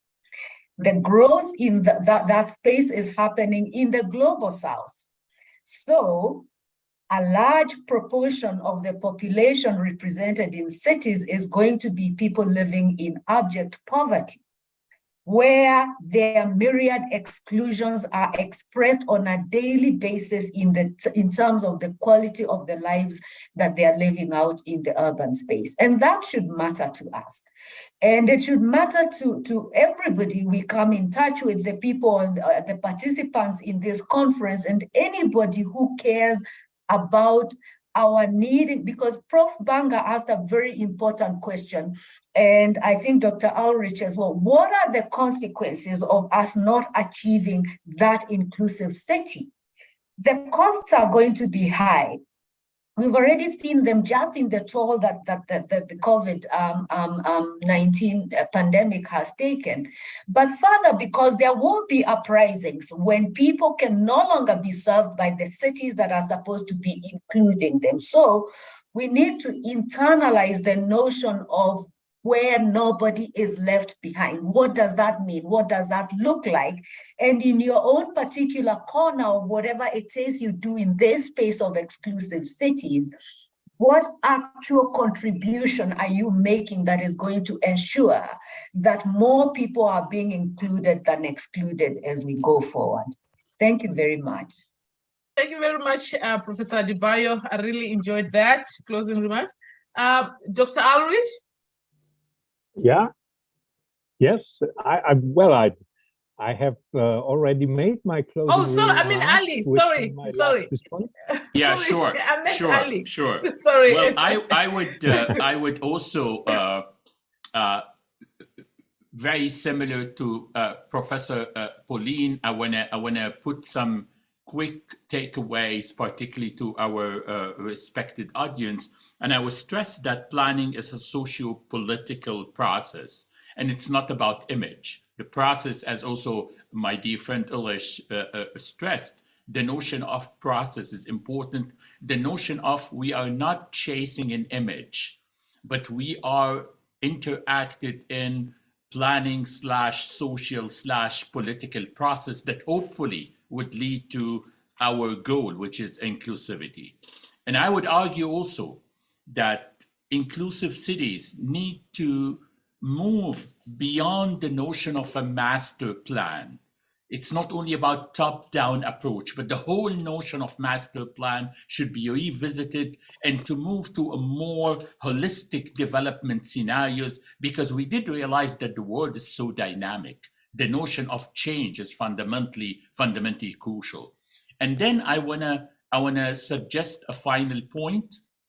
Again, using your metaphor, Professor Hope, the room, I think with the richness and the inspiring discussion that we had, you transformed the room into a royal suite. So thank you so much for that. Thank you so much. Professor Mbanga? Thank you so much, Prof. Hope, and also colleagues for this exciting engagement and also for the opportunity. I just want to underscore two issues as a way of saying goodbye. This conference, as we concluded, spoke about the capacity of the state. I think in the papers that came through do confirm what I've always believed, that capacity is a combination of tangible resources and intangible requirements, including this discussion. It will be important for us, I think, in the professions, in our schools, also colleges, to engage capacity in its broadest sense for inclusive cities. Your tangible resources will be your human knowledge and skills, financial resources, material. We understand that logistics will be your tangible resources, technologies. I think the papers around innovation will be around your tangible resources. We usually focus on those, but there are intangible requirements. I think Prof was just speaking to that, what urban planning is about. These are softer ones. The issue of political stability in our countries and nations is one of those. The whole issues around a need for visionary and ethical leadership, which is committed to a vision of inclusive development. Something that we may need to look at as we go towards 2030 in terms of the SDGs, as in my view, there hasn't been adequate focus on issues of leadership for states and nations.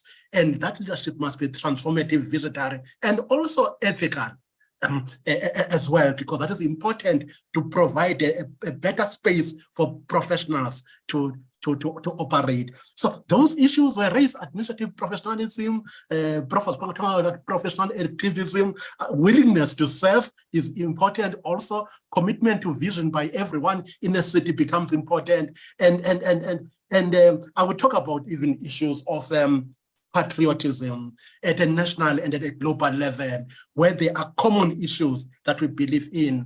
But as I conclude, there are two issues linked to national and global patriotism. Is what I said mentioned in the beginning. Inclusive cities, whether I would want to say that is something that exists now for today and the next day, is fine. We can do that. But as long as we understand that there won't be peace and stability in cities, there shall continue to be war and conflict as long as social and economic injustices prevail. The rich won't sleep at night, whilst the poor won't be sleeping. The poor won't sleep because they are trying to find means for a living, to have food. And the rich won't sleep because they are protecting their resources from the poor. They can't believe even on private security. As long as we understand that, for us to emerge from that situation, we shall have to drive the agenda of inclusive cities as this network. And lastly, to also accept that it has been my belief, I think it runs through my CV, that there is no profession or discipline that has got answers to the complex societal challenges. And it is only when we work together, engage these issues across discipline, that we are likely to make some progress towards more sustainable and better cities for a better world. Thank you very much. Thank you so much. Thank you so much, colleagues. Oh gosh, you have made me feel very good when I'm sitting here and sharing this, and I really appreciate all your inputs, and you were very forthcoming, and you are called experts for a reason.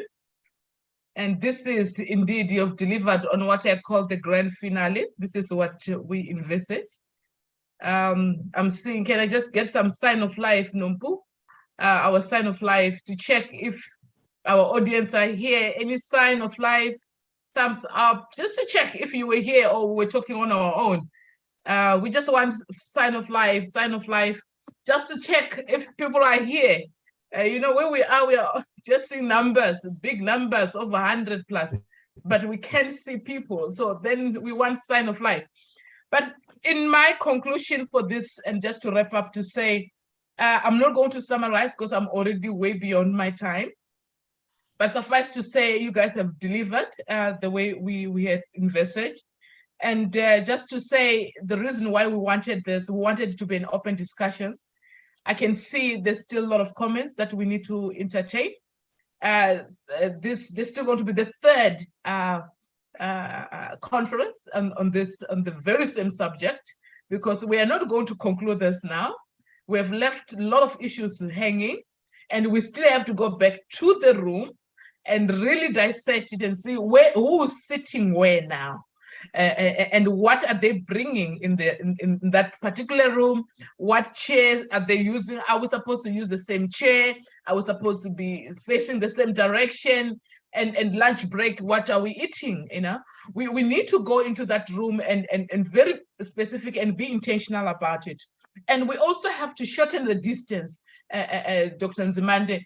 We've been talking about this room for a very long time. Can we make the distance to the room shorter, so that we can start reaping the dividends or the results for inclusivity? I really enjoyed these discussions. And just to indicate that I'm a city addict, so I love cities, everything about cities. So it keeps me up at night. I read about cities, I write about cities, and having a discussion of this nature where we are discussing cities, it's kind of really feel into the vision of SACHI for inclusive cities. With those short remarks, I would like to close this session and just to thank our colleagues.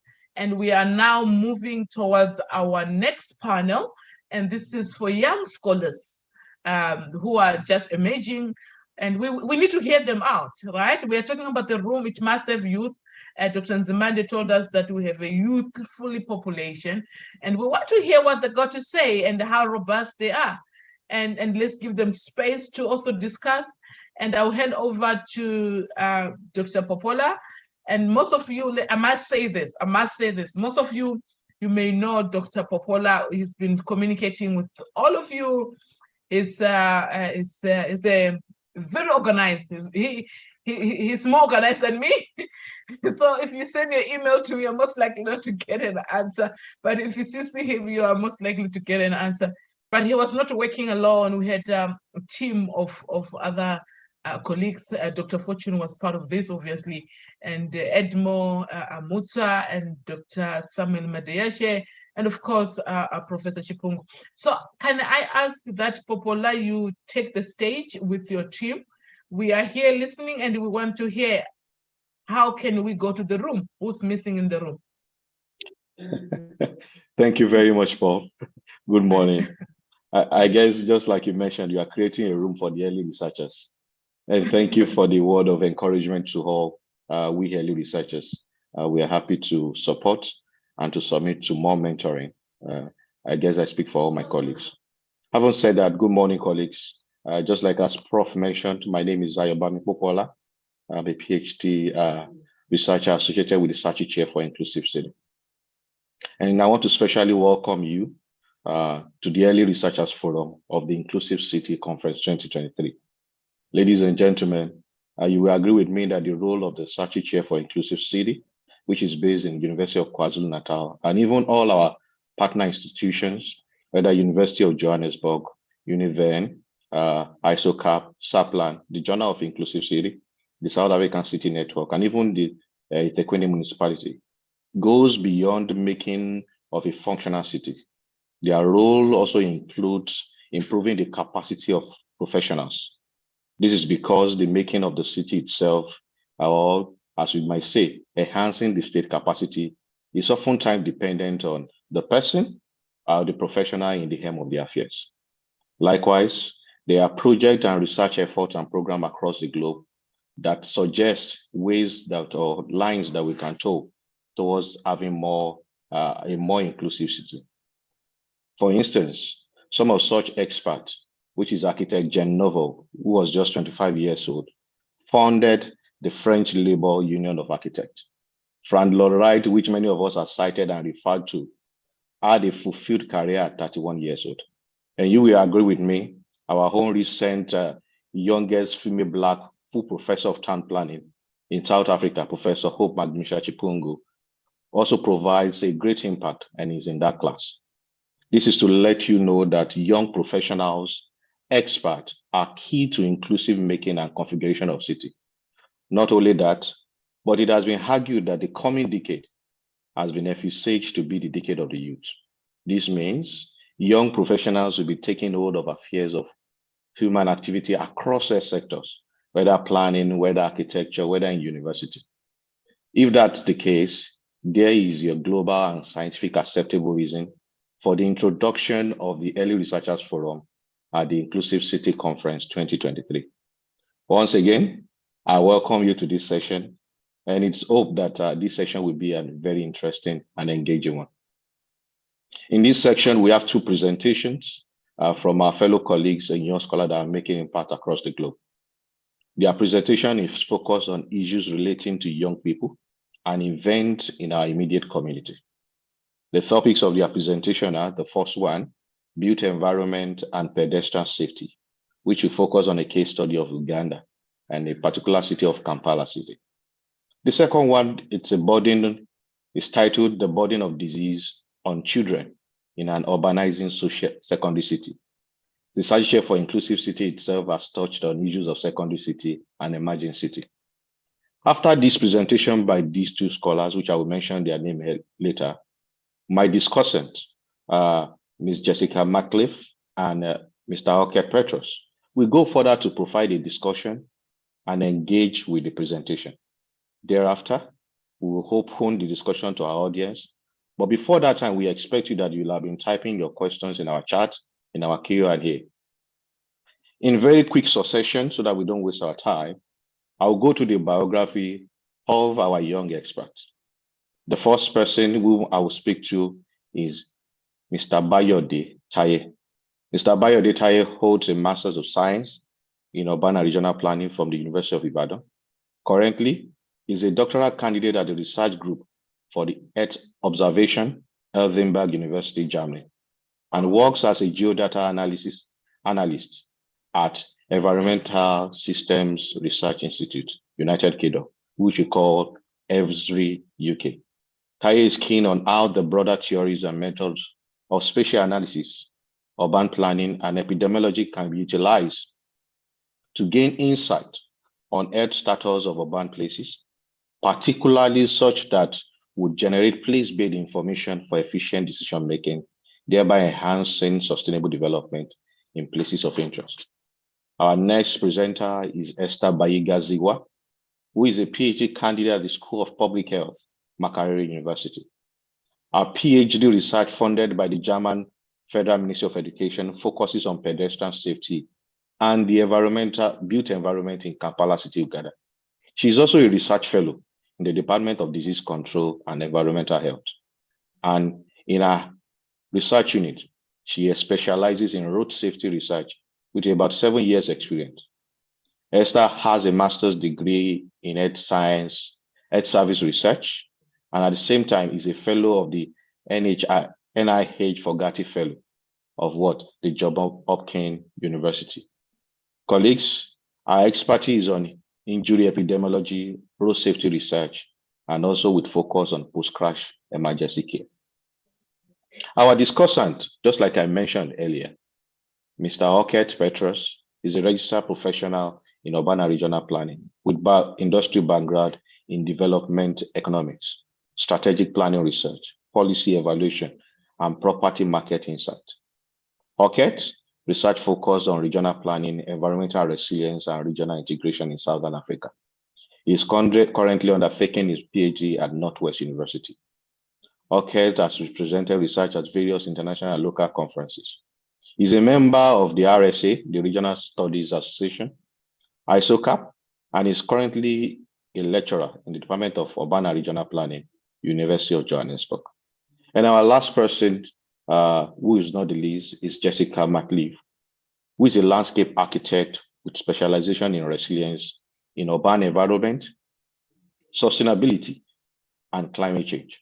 She is currently working at the Riyadh, Saudi Arabia, on the Royal Commissions of Riyadh City Green Riyadh project, which aims to increase the green cover across the city. She's working as part of the Urban Forest Master Planning team to strategically develop and manage green covers across the city. As of recent, she is also a graduate, and she has interest in collaboration on issues which relates to community and vulnerable communities. Colleagues, I won't want to waste our time as I call on our first presenter, Esther Bayiga, to take us through our presentation, which focuses on pedestrian safety. Over to you, Esther.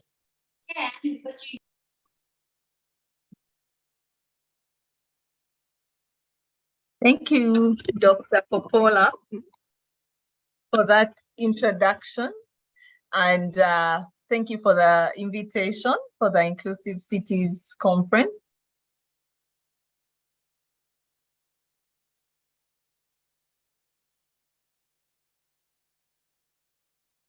Let me know if at any point you're not able to see the slide. So we'll be talking about built environments and pedestrian safety and focusing on Kampala City, Uganda as one of the cities in a low-income setting in Africa. And as already introduced at the tail end of my PhD, and in this presentation, I'll literally be sharing my work from my PhD. So what do we know? We know that the African continent has the bulk of pedestrian deaths, but most of these happen in urban settings.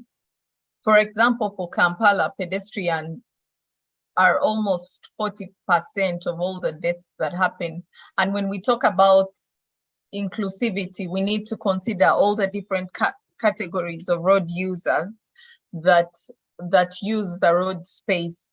Mobility is very important. So as long as pedestrians are referred to as captive walkers in the African context and are subjected to the bulk of deaths while walking, then we have not achieved inclusivity. But however, what we do not know is what the distribution of these pedestrian deaths looks like at the micro level. So when we do not know what this distribution is like at the micro level, by micro level, you know, cities are divided into different administrative units, and the micro levels like the ward level or parish level will enable different interventions. At the spot scale, policy planners can have different interventions. At the community scale, which is also micro level, we will have different interventions.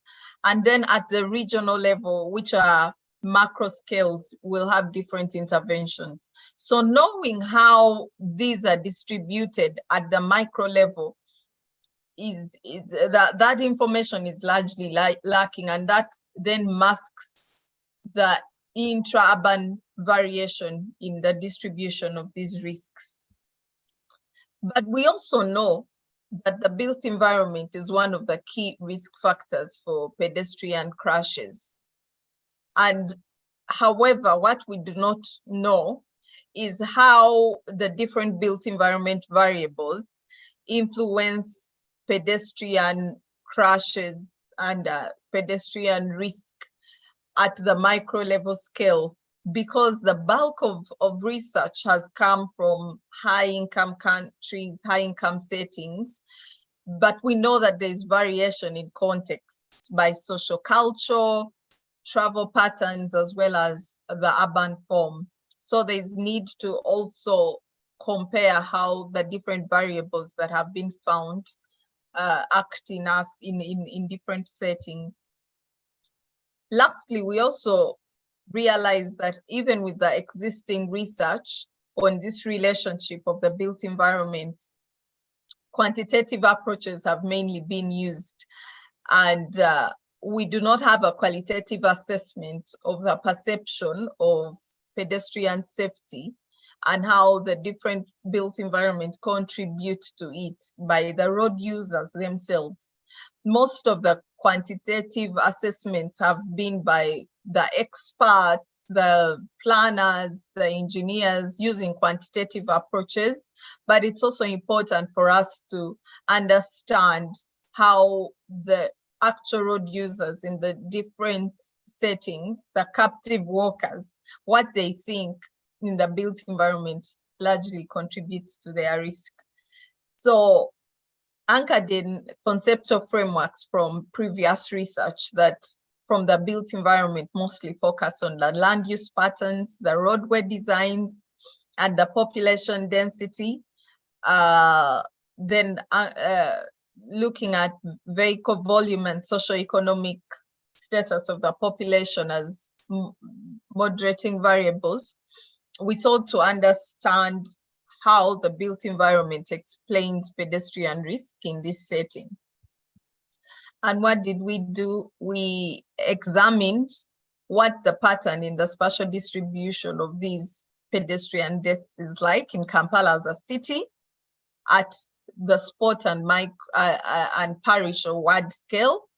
And then we examined the influence of the built environment on the distribution. What does the built environment explain? What in the built environment explains the observation that we had seen in the nature of distribution?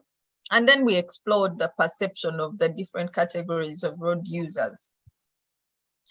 This was a phased study, and the first phase involved descriptive spatial epidemiology, where we examined the distribution of the injuries and deaths in the city using 5-year police data, that was 2015 to 2019. And then from what we observed, we then used quantitative approaches involving regression analysis after we had collected secondary data on different built environment variables from respective agencies. And then we examined lastly the perception of road users on the contribution of these variables to pedestrian crashes, employing both quantitative approaches, where we had a survey using a Likert scale and approach different road users in the places where risk was concentrated and asked them to rate what they thought on a Likert scale for each variable, from very important to not important or least important, for how they thought the variables influenced pedestrian safety. And then qualitatively, we had focus groups and interviews with different categories of road users, market vendors, taxi drivers, commercial motorcyclists, university students, found in the different locations, community leaders, just to get their views on what they thought was the influence of the built environment to pedestrian crashes. So what did we find? We found that the bulk of these black spots at the spot scale were around signalized intersections, junctions that especially had traffic lights. And we found also that the bulk, 74%, were around places with commercial land use. So we were trying to understand where are the black spots and what is the nature of the road and the land use, the prominent one. So we find that commercial land use at the land use aspect, and then signalized junctions are places that had high risk, and the rest of the findings are in that publication. We also find, that was at the road section scale, the spots, but at the ward or parish scale, the micro level, we find variation with the city center, parishes near the city center, having a concentration of these injuries and deaths. And using spatial analysis, we find that the variation is actually significant, meaning it's not by chance. So there are variables that should be able to explain what we are actually observing.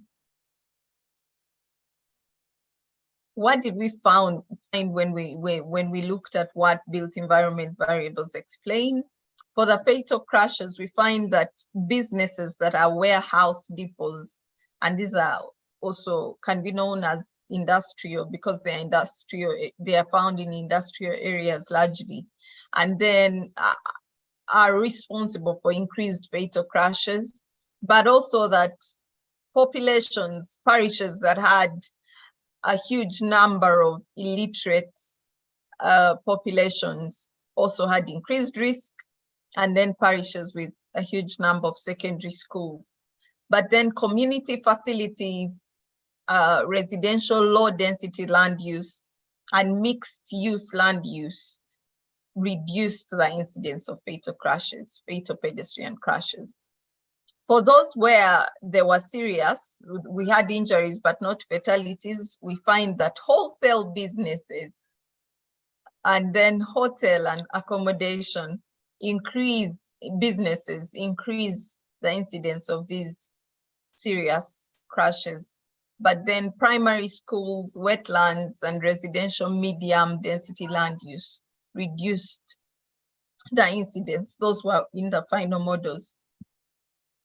And then qualitatively, we found that the major themes that evolved were sidewalks, walkways and pavements, pedestrian crossing infrastructure, road attributes, traffic flow, land use planning, and construction zones.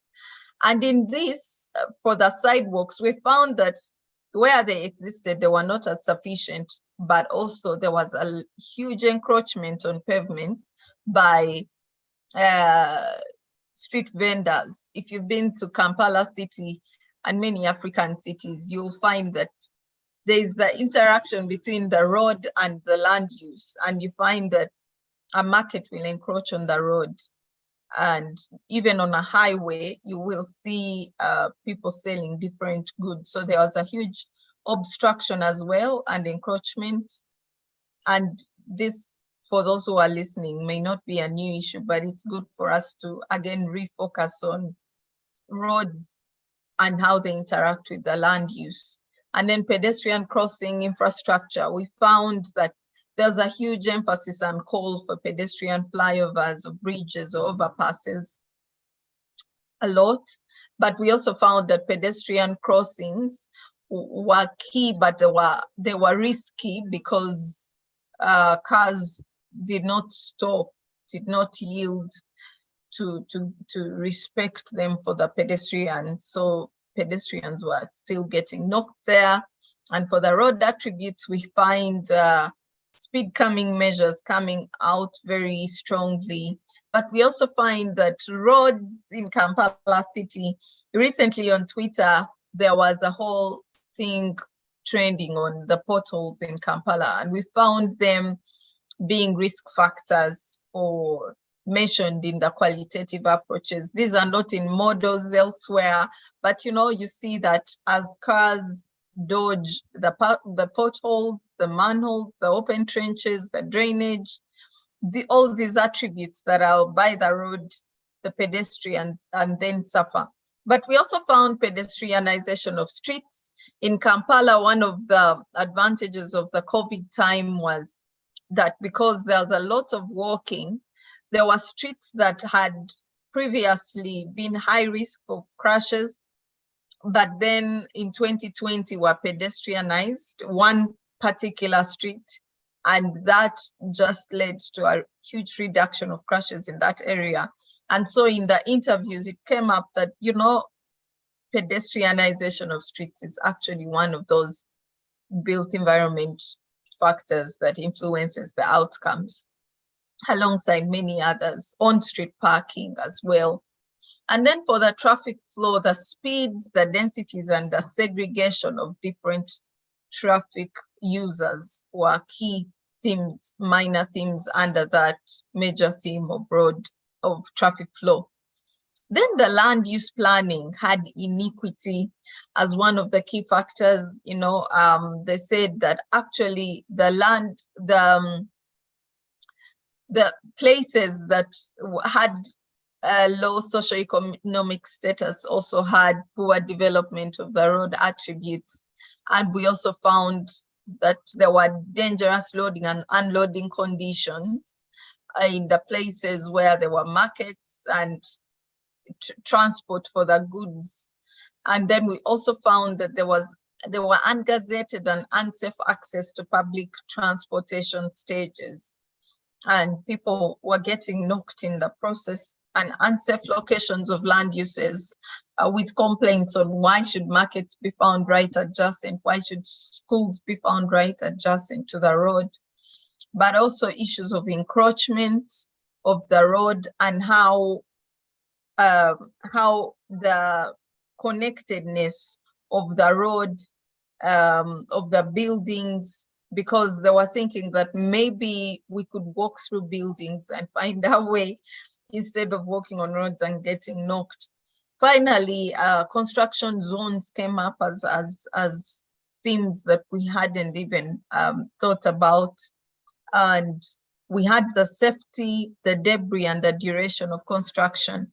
So while constructions are going on, they will take forever, you know, and they will, in the process, not demarcate them as construction zones. So safety is not put into consideration.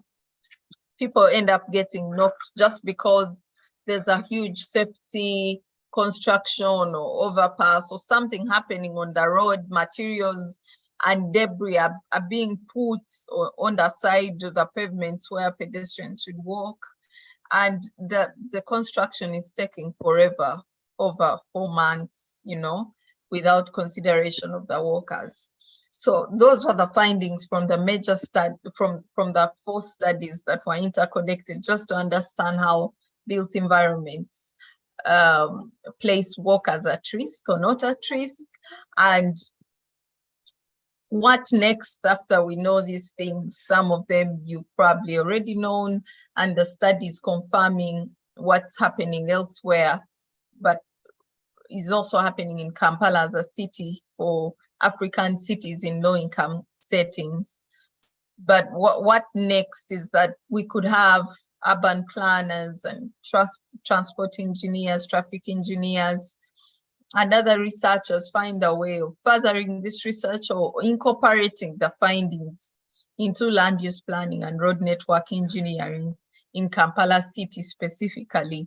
So we can have the SDG goals on top of inclusivity, find SDG goal 3 that talks about reducing by half road traffic deaths by 2020, 2030. The first goal was 2020 and no country, the first decade of action was 2020 and no country had achieved it. So it was pushed to 2030, but also SDG goal that looks at inclusive cities and safe transportation would also come into place. So as we look at the interface of urban planning and transport engineering and how that creates safe mobility for vulnerable road users, that the ones that are walking, for them to achieve safety as they do that, that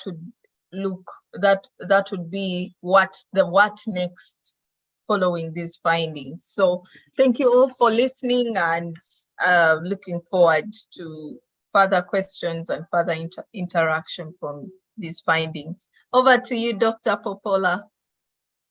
Esther, thank you very much for an informative presentation. Thank you very much. Perhaps you could stop your sharing of your screen. The role of walking as a mode of transport cannot be overemphasized generally, most especially its essentiality in promoting city inclusion, its role in defining transport and mobility poverty among youths, among the urban poor. It is so much very important, especially as you have coined it, Esther, the captive workers, whom I believe most of them are youths, and we cannot ignore that fact. However, before we go to our next presentation, and I don't want to preempt our discussant of your paper and even the audience, I raised that there's a problem for commercial land use. I raised this because of the concerns regarding the role of informal economy towards youth survival, and even as a form of youth strategy for the youth. And this is now a zone again that is characterized by debt, seems to be a black spot, as you say it. And you reported that over 44% accidents and casualties and that's something that caused for a concern.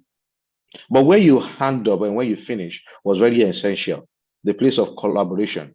And that's what our expert did mention, thinking outside the box for early researchers, not just planners, but planners and engineers, speaking to the public. And I want to really appreciate you for your presentation. I want to quickly go into our next presenter, who is Mr. Taye Bayode. As I mentioned, he's also doing his PhD in the university in Germany, and works as a research data analyst with Esri UK. After him, then we have discussions from our discussant, Mr. Oket and Miss Jessica Matthew. Over to you, Taye Bayode. Okay. Thank you. Can you hear me? Yes, we can hear you clearly. Maybe you could be more audible, speak louder. Okay. But we can hear you. I'm just going to increase the volume.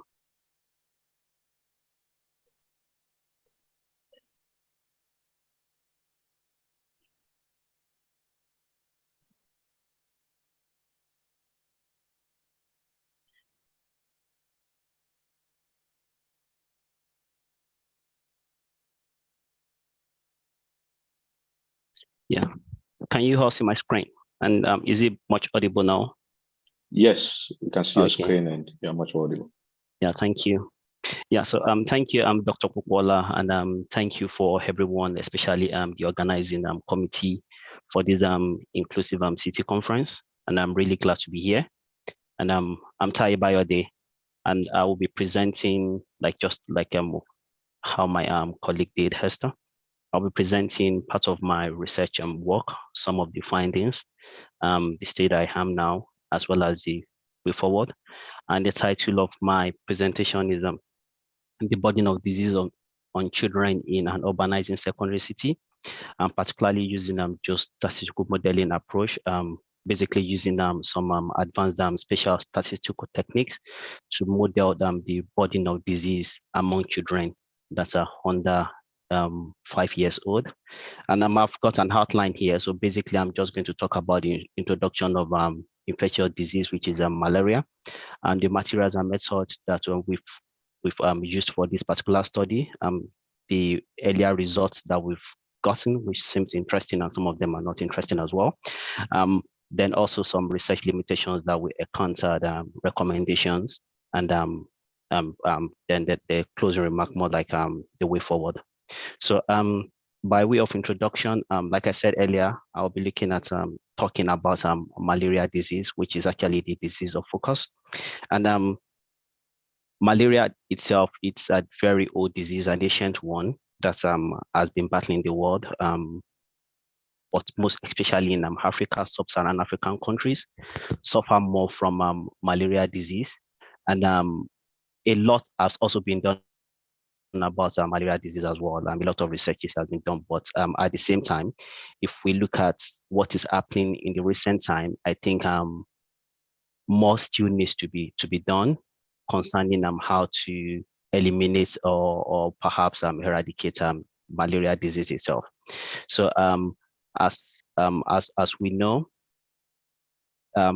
despite the fact that a lot has been done, there are a lot of tools out there. For example, insecticide bed nets, residual sprays. Now we have the recent of rollout of vaccinations, but the disease itself is a very complex one to tackle, and at the same time, there are other issues that are also emerging, and some of the literatures I've actually read, some of them include resistance of the parasite to one of the popular drugs that is being used in sub-Saharan Africa, in Nigeria particularly, which is chloroquine. There's an anti-malaria drug resistance. Now, even resistance of the vector, malaria vector itself to this spray, residual spray that is being used to combat the mosquito vectors. And in 2019, the Gavi, which is the Alliance for Malaria, actually rolled out vaccines. And we also know that even this vaccine itself actually has its limitations. So for example, when I put out from this particular paper, it was noticed that in the 2015 trial that was done, that even the malaria vaccine itself, after a while, the vaccine itself fades away after a while. And sometimes it's even, though first not, I wouldn't say this actually applies to everyone or to all the people that, all the children that have actually taken the vaccine, but it's even been stated here that some of the children that took the vaccine are actually even liable or more vulnerable to severe disease, including severe malaria. Though this discussion is not to downplay the effect of the vaccine, despite the fact that the vaccine has only gotten 40% of efficacy, or to rubbish what has been done. Of course, we really love the fact that a vaccine has been rolled out now, but basically just to emphasize the fact that more work needs to be done. That despite the fact that we have a vaccine, we've gotten other tools out there, that more still need to be done, and we all need to come together to look for a way to actually tackle this malaria disease. So, and as a result, I've actually posed a particular question here, that anti-malaria war or game, are we gaining the ground? Like, what is actually the situation? So it seems that the more we go to our desk, the more we are being innovative, the more we come up with more resources to actually tackle this particular disease. It seems that the mosquito itself are getting more resistant, they are getting more intelligent, and they are looking for a way to actually adapt and to actually stay with us. So I know it's a long way to go, but I'm still very much optimistic that globally, malaria could actually be eradicated. So, but just look at the picture itself, like, are we gaining ground? So I don't think so personally. What's going on? Yeah, I don't think so personally that we are gaining ground, because pre-2000, like, there has been a drastic reduction in malaria cases. But now, if you look at the recent time, it seems the progress has been stalled. So in the year 2000, we have gotten 241 million global malaria cases. And just like 3 years ago, like in 2020, based on the recent malaria report, we've gotten 241 malaria cases. And in 2021, even the malaria cases actually increased by another 7 million, which increased to 247 million. And you know, we had COVID-19 recently, so a lot of fund has actually been directed to fighting COVID instead of malaria.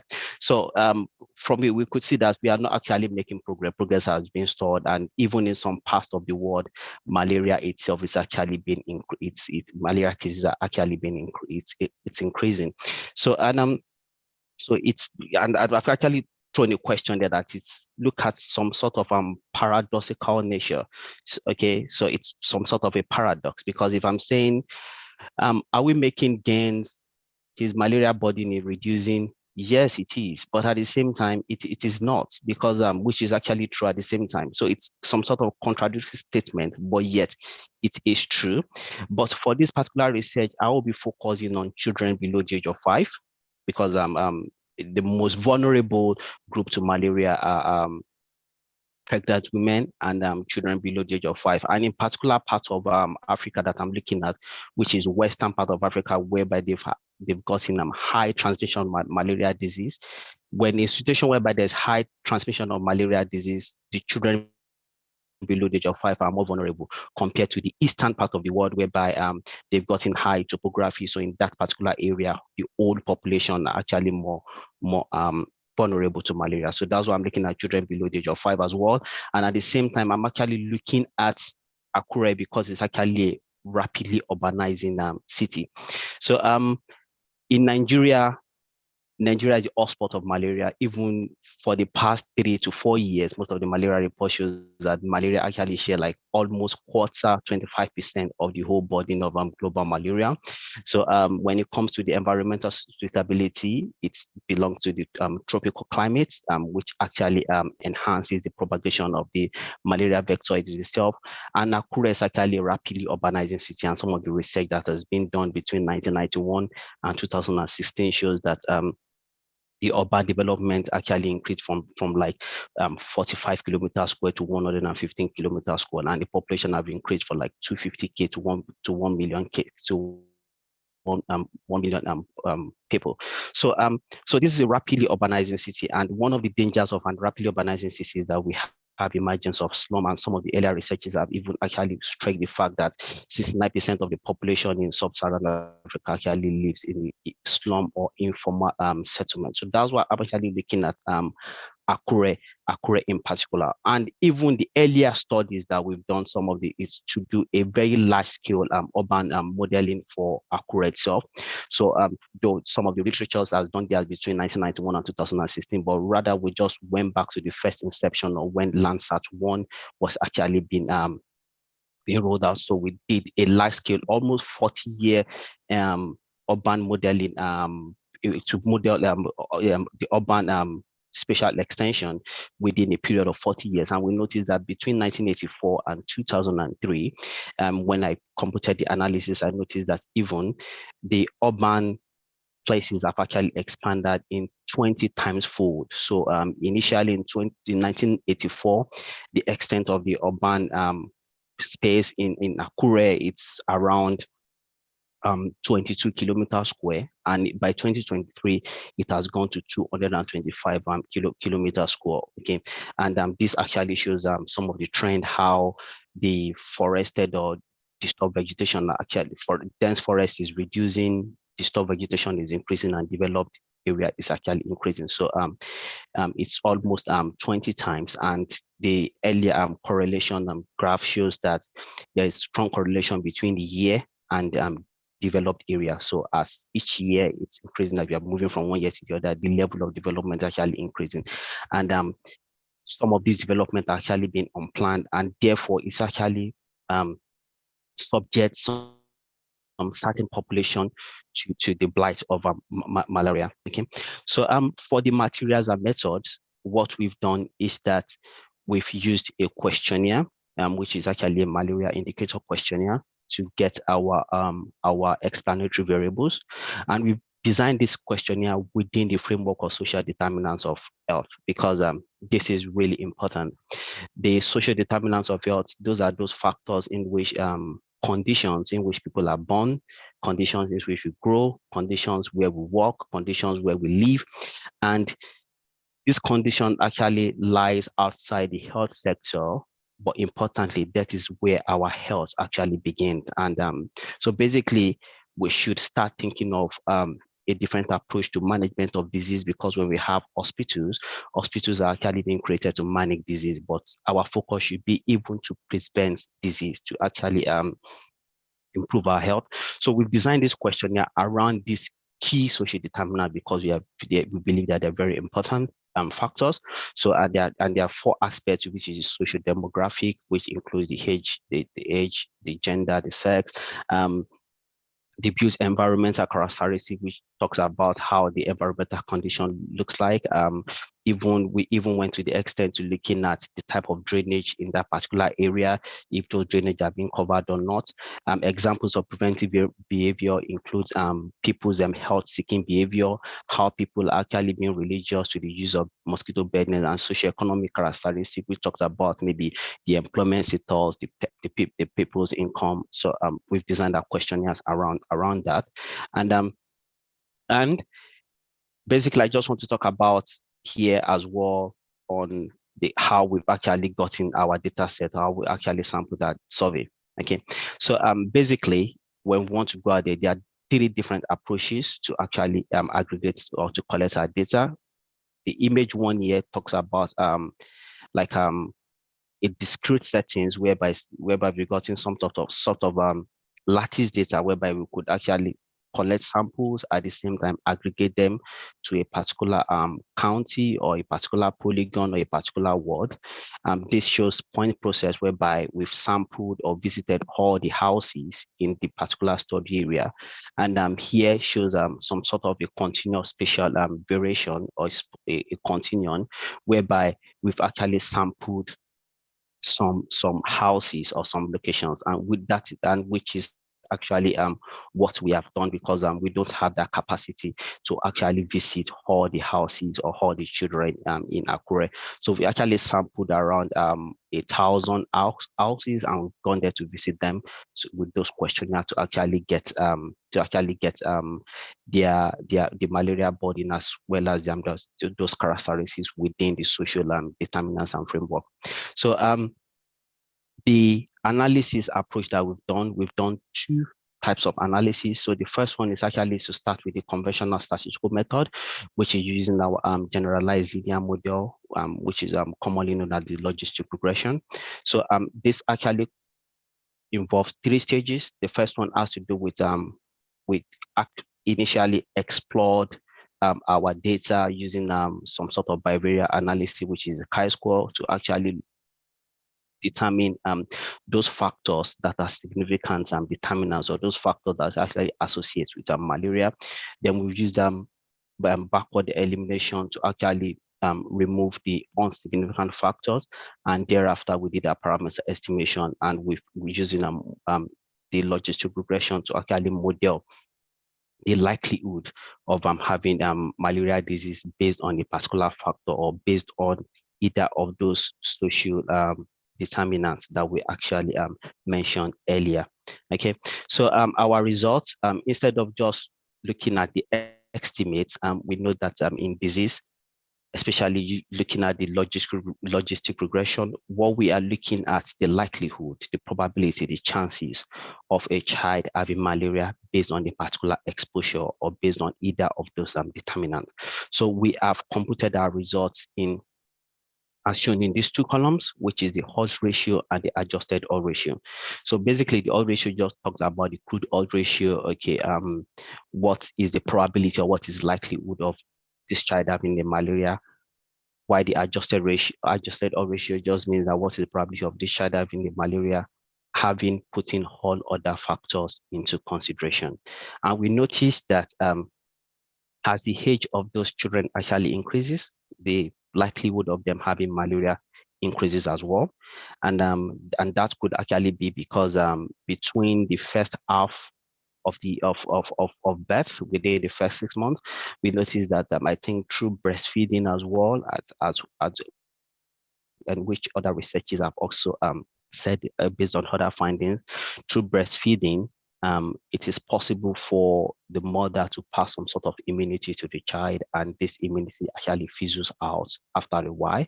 So maybe that's the reason why children below the age of below 11 months old are not susceptible to malaria, whereas those whereas their increase to malaria actually increases.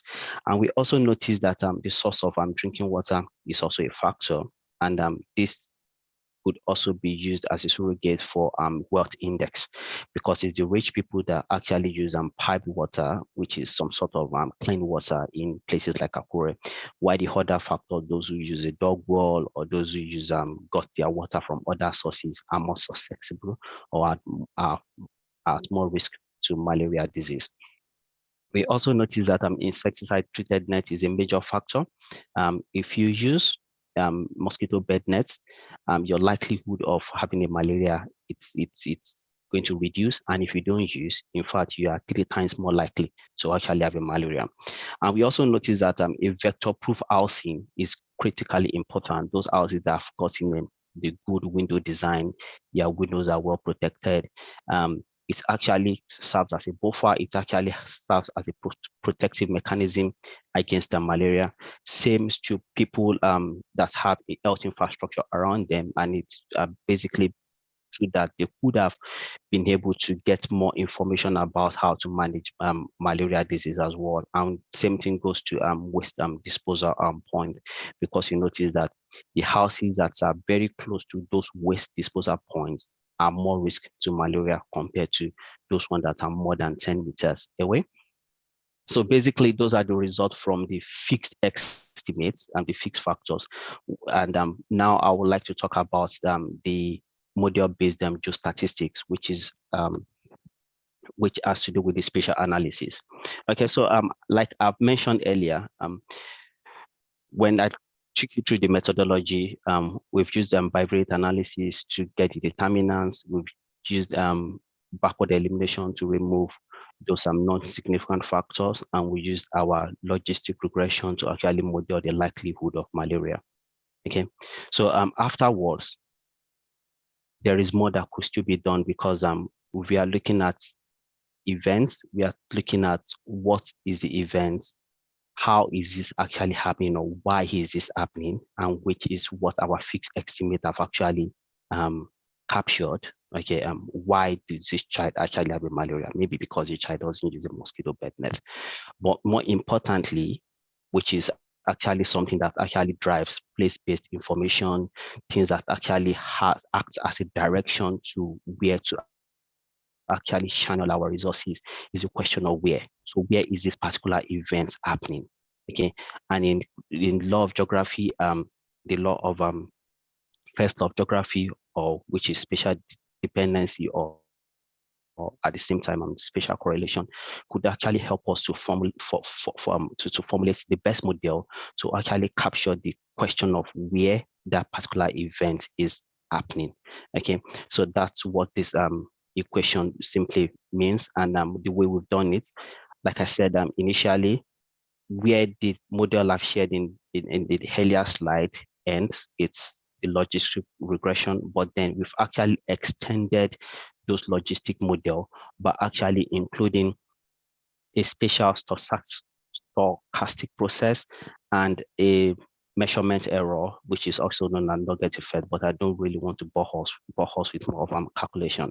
But basically, that what we've actually done, we've extended the binomial logistic regression to a spatial regression model for us to be able to actually model those places that actually have malaria, and how far can I actually predict for those places as well that I did not actually I did not actually capture the malaria incidence. Like I said, we visited some places. Not all places were visited, but at the same time, I also want to predict for those places that I not actually visited. So that's one of the things that this equation is actually doing. And lastly, we've also computed something that is called exceedance probability. And of course, as a public health practitioner, if I want to go out there, maybe I've actually created some sort of intervention, I also need some level of assurance, and that is what this exceedance probability is all about. So we've set a particular threshold, and I'm attaching a probability that what is the likelihood, what is the probability that malaria incidence is above this particular threshold. So that actually gives us some level of certainty, and that could actually help us to justify the need and where we should actually distribute our finite or our limited health resources. So that's what the exceedance probability is all about. So the results here shows the malaria prevalence in Akure itself. So and we've noticed based on when we made an overlay of this on the base map, we noticed that places in the center area, at the core area, actually has more malaria prevalence, and some emerging settlements here, which is actually how the outskirts, which are those informal settlements, are also beginning to be at high risk of malaria. These results does not include the covariates, but at the same time, we could actually include the covariates, and we noticed that when we included those covariates, like those significant determinants that I've mentioned earlier, which is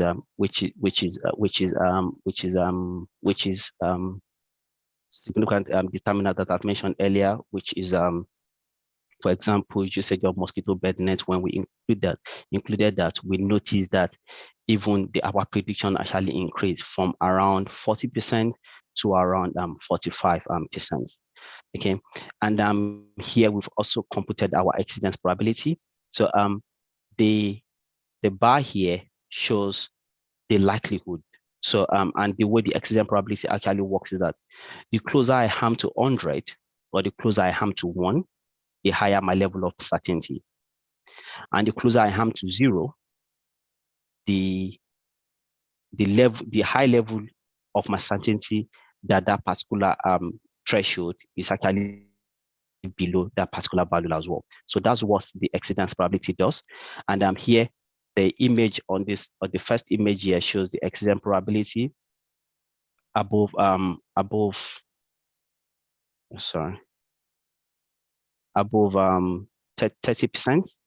Okay, so if I'm going to model the malaria burden above 30%, these are my results. And if I reduce my probability, my exceedance probability to 20%, then the spatial extent actually increases, and which is actually logical, because if I'm having a more stricter rule, a more stricter measure, then I will have a lesser spatial coverage. Or what are the places that the prevalence of malaria are above 30%? Then if I relax it a little, where are the places that the prevalence of malaria are above 20%? Then I'm going to have more locations. So basically that's what it's actually doing. But rather than just limiting it to this particular visualization or to this particular expression, we've also moved our result from ArcGIS or HackPro to R programming language, and we use the PrevMap package, whereby we've actually computed a contour. And in geography, I think contour actually shows places that has similar values. So those contour area has different, so this contour area actually models our prevalence. So for example, where I've gotten 0.2 shows that places that the prevalence are more than 20%.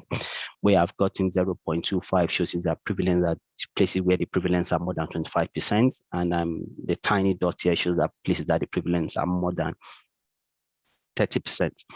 And I could as well do that for the exceedance probability. So whereby I could say that, I want to know places that the exceedance probability, my probability that this particular area is above this particular threshold is more than 50%. So that's what we've actually done here. So this research itself, actually, we encounter some limitations as well. Is a cross-sectional, we use a cross-sectional approach, and as a result, it's limited to record bias, because we've asked them about their malaria burden in the past. And as a result, there's probability that some of them could have started forgetting the malaria burden.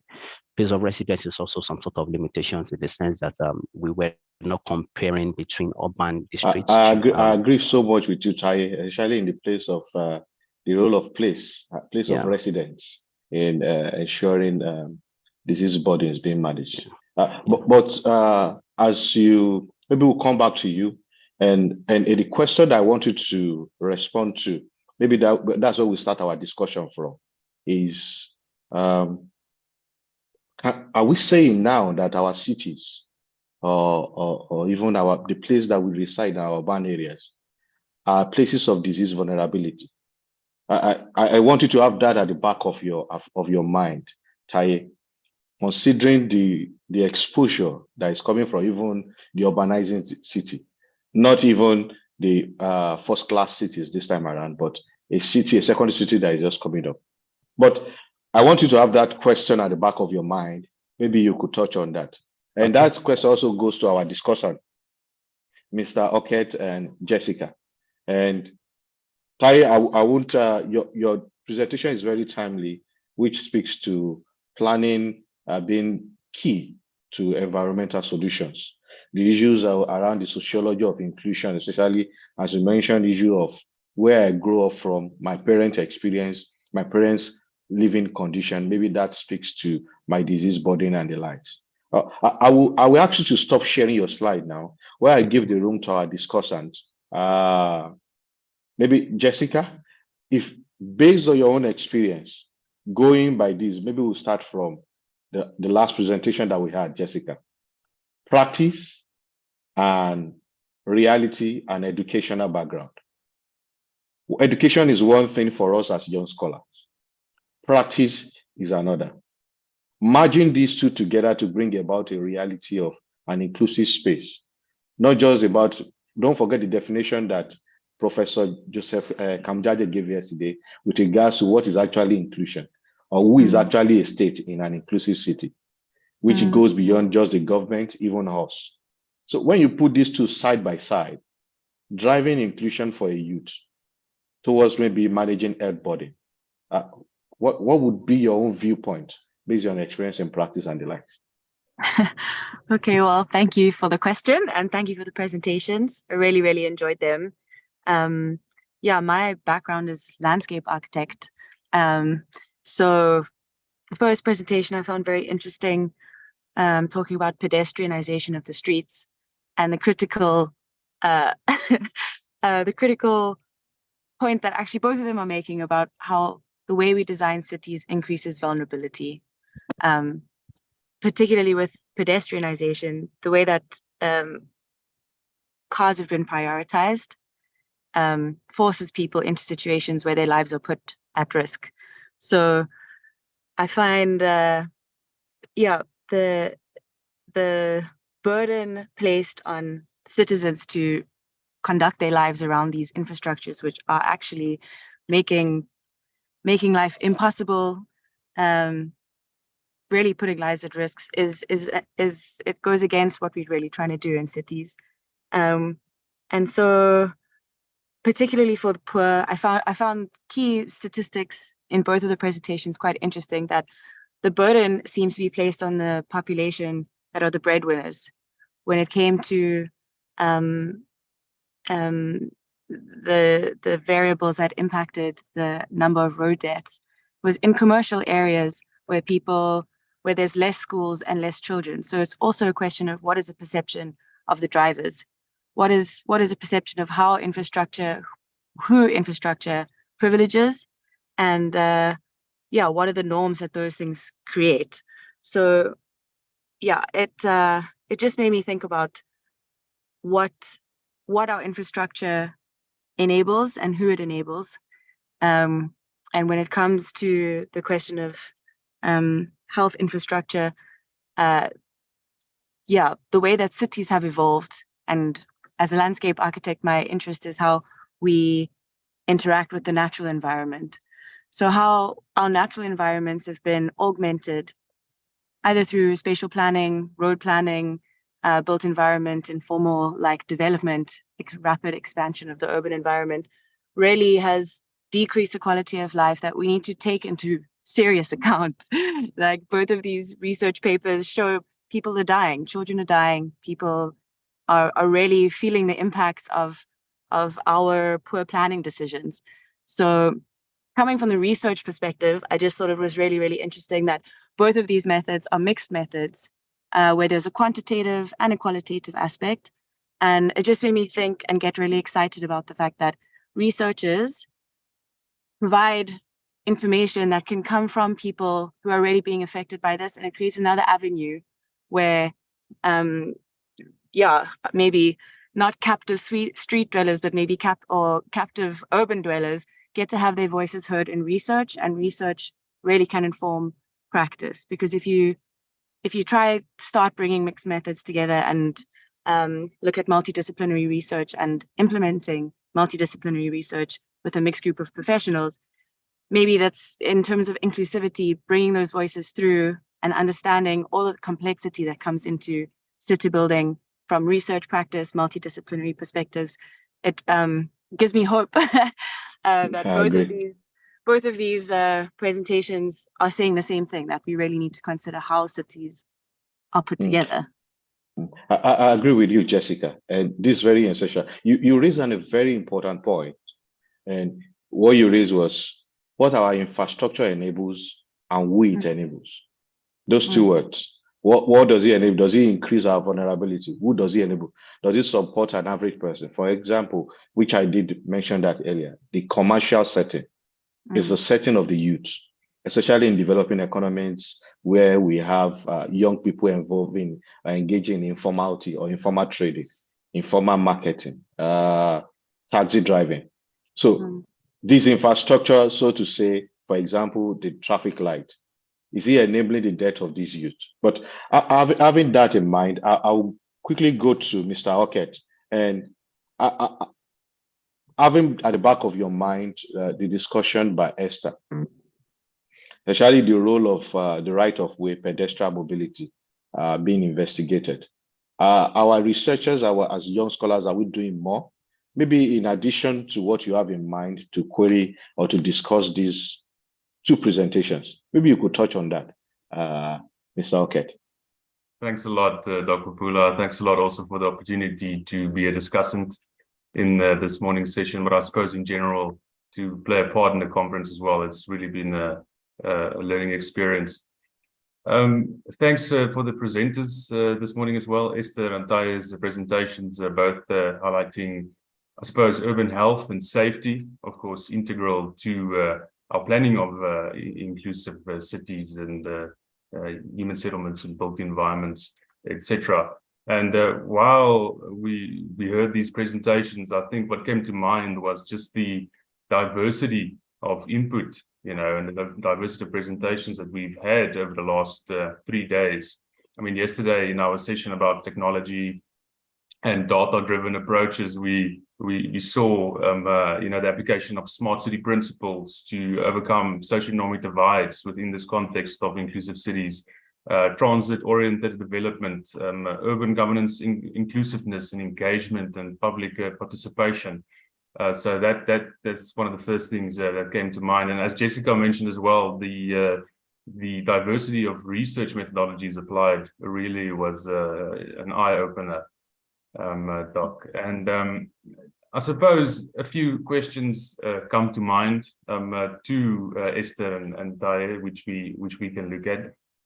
And one of them ties in with the room that I was involved in yesterday and the role of technology, I suppose. I mean, Taya's presentation, both presentations mentioned the value of data and how we not just look at data, but analyze it. And then from that analysis, you know, delineate pertinent policy interventions, because that's at the end of the day what we seek to work towards. You know, what we analyze, what we look at, but then identify and develop implementable data, policy interventions rather.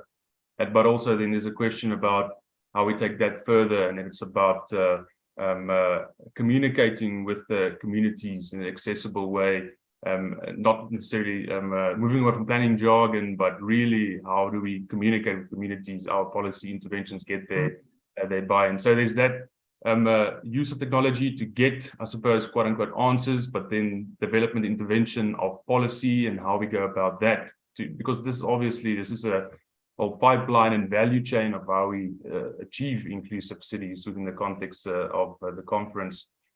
But I was just wondering, and both the colleagues, the presenters can maybe just touch on these, and I was wondering whether there would be an integrated solutions benefiting both pedestrians and urban health.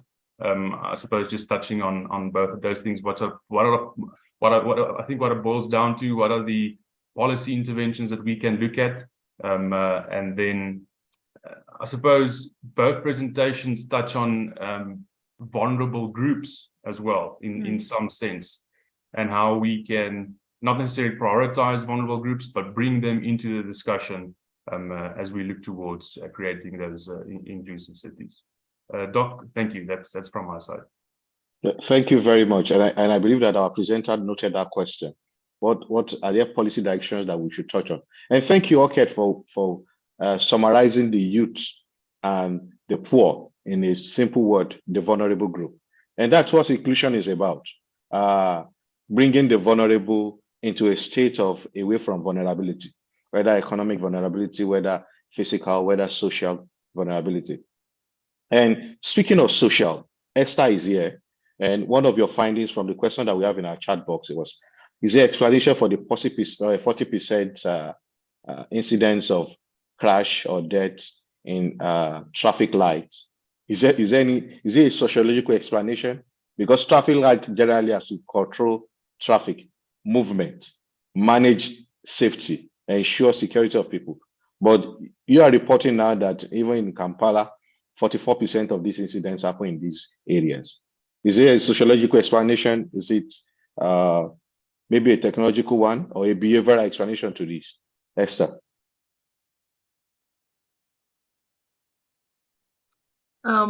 Thank you for the feedback that's coming into the presentation. first I'll start with the last question where you're wondering why many crashes are happening at traffic lights. Junctions and this finding was not so surprising.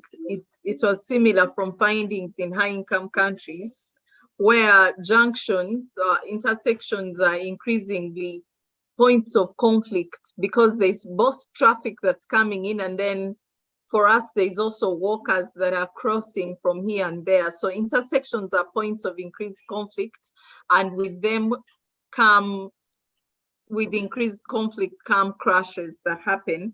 But in Kampala city, for more context, we have traffic being controlled both by traffic officers and then traffic lights, and there will be points at which the cars have stopped and people are crossing.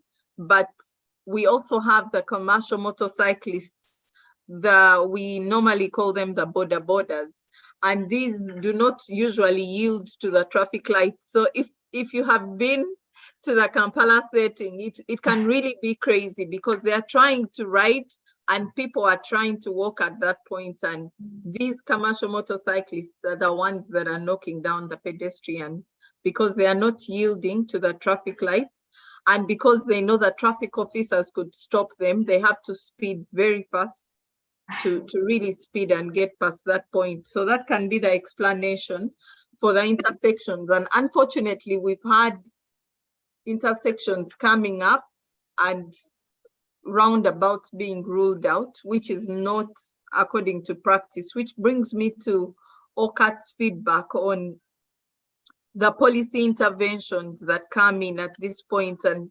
the communicating to the communities. And I see Shelton, I think from Zimbabwe, that has done a similar study from Bulawayo City, confirming that as well. So in some of these settings, we see similarities at junctions and intersections. But when we come to the policy, we have a policy on non-motorized transport, and if we had followed that policy to the dot, we wouldn't have these problems. But I think our biggest gap here is the bridge between policy, and then practice. So we have it being we have gaps because the politicians will be willing, but because most of the road users are also voters, and some of the recommendations that would be coming in would kind of affect the road users themselves. So because if you're looking at organized transportation and different routes and getting the borders out of the city, that is a very sensitive thing to talk about in my context. So we have the policies, but how do we merge them to actual practice and not have the road users who are vulnerable, low income, the motorcyclists and the walkers not clash, not like every side is happy. So we have the paperwork, but how do we get it there? For us, that's a gap. And for research, getting into these communities and discussing with them, initially they were thinking, are you really researchers or you're coming in from government? Do you want to abolish us? So typical. Yes, so we need more engagement, bringing on board the different categories of road users, and then seeing how do we find middle ground. I know there are countries in Africa that have tried to bring in formal transportation and the informal, and I think South Africa has a bit of a middle ground. I haven't studied the case yet on how they have done that, but for us, we are still in the transition. I think we are discussion stage. Thank you, Esther. The discussion keep going. I understand the politics of mobility, and these are come Professor Gumbo. If Prof was here, I'm sure he will be smiling whenever he watches it, the politics of mobility. Do you say the taxis should be moved? Do you say the taxi rank should be moved? If you do that, you lose your vote. It's also understandable. But before we go to governance, yes, I agree with you. I agree with you very much. I could see a question that just came out from Prof. Magrimisha. And before we go to that question, there are also two hands that I see in the audience, Shelton and Lezevan. Maybe Jessica, maybe you respond to Prof's question, which Prof is asking. He says, Prof is asking, what is the role of landscape architecture in relation to inclusive city, whether to this research or to your projects which you are doing in Saudi Arabia? Yeah, well, I actually wanted to ask Esther that because, the role of landscape architecture is the design of public spaces, essentially balancing all the demands that exist in public space. So it seemed like the solutions maybe Esther was leaning towards were policy changes about rules of the road and how people use the roads. But maybe it's also a question of how roads are designed, where you put pedestrians, where you make space for markets, and how you restrict the movement of cars. So, there's a good example in South Africa that I was also thinking of in Cape Town, was by an organization called VPUU. It's a violence prevention through urban upgrading. And their whole strategy is about separating cars and high-speed vehicular movement from pedestrians. But the interesting thing about what that project did also was it created space for pedestrian markets. It created spaces where you could plug other infrastructure into slower moving pedestrian spaces, which are already best practice for cities anyway. Create space for children to have soccer fields. There's space for people to walk to and from public transport infrastructure where people can sell their goods without competition or being run over. So I think the role of landscape architecture is that it is inclusive as a practice. It's a multidisciplinary profession where you have to understand a little bit of planning, a little bit of environmentalism, a little bit of traffic, planning, all the different disciplines, and try bring them together in a cohesive fabric, which is the base for the city. So I'm a proponent of landscape architecture, but I would also be interested to hear what Esther sort of thinks about that, what the role of design from her research and meditations are. Thank you.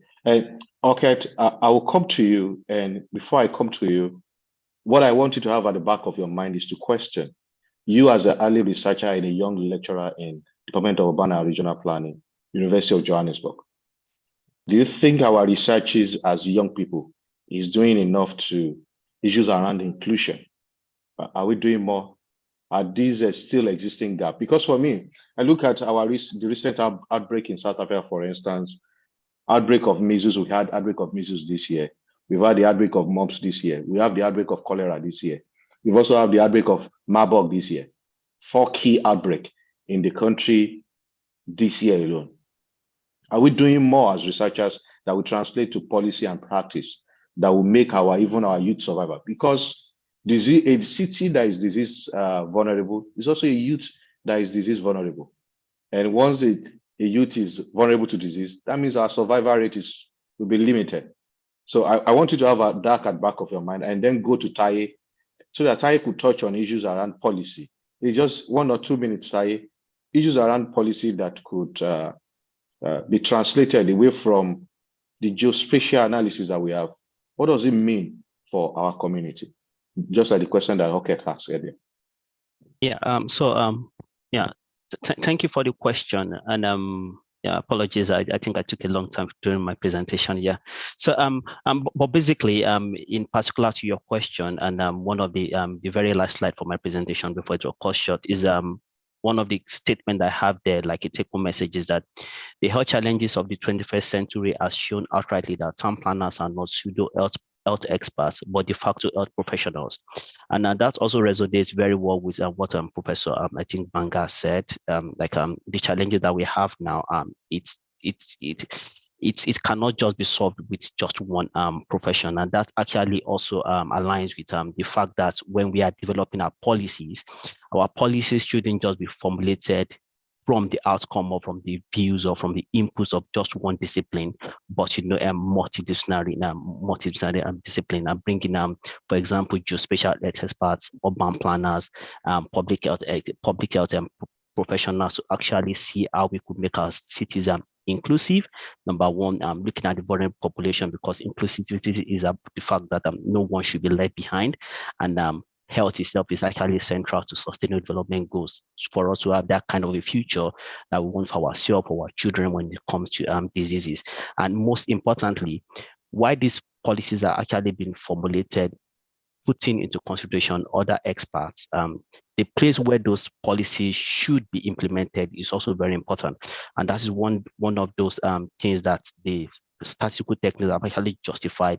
Like, how could I attach likelihood to places, to likelihood to where my policies should be directed to. So I don't just go blindly to a particular place and go and implement a public health intervention, but for me to know these places actually need these particular resources with this particular level of uncertainty. So I think that's answered your question. All right, thank you very much. Okay, are we doing enough? Young researchers, are we lazy? Students? Thanks, Dr. Pula. I think that is a profound question, of course, which I suppose this conference forms part of that conversation. And to my mind, of course, we're not doing enough, but I think we're moving into the right direction, I believe. I believe incorporating, as we have done in this conference, we as a department at UJ as well, if we incorporate to a greater extent global, I suppose, frameworks that has permeated to our local context and policies as well, such as SDG 11, its various indicators with the focus being on resilient, sustainable, and underscored inclusive cities. I suppose if our research is guided, I suppose, by those objectives, which I believe to the most part it would be, and it is, but we can of course do better. But I think if we move in that direction, follow that path, we will contribute in our diverse disciplines and sectors, etc.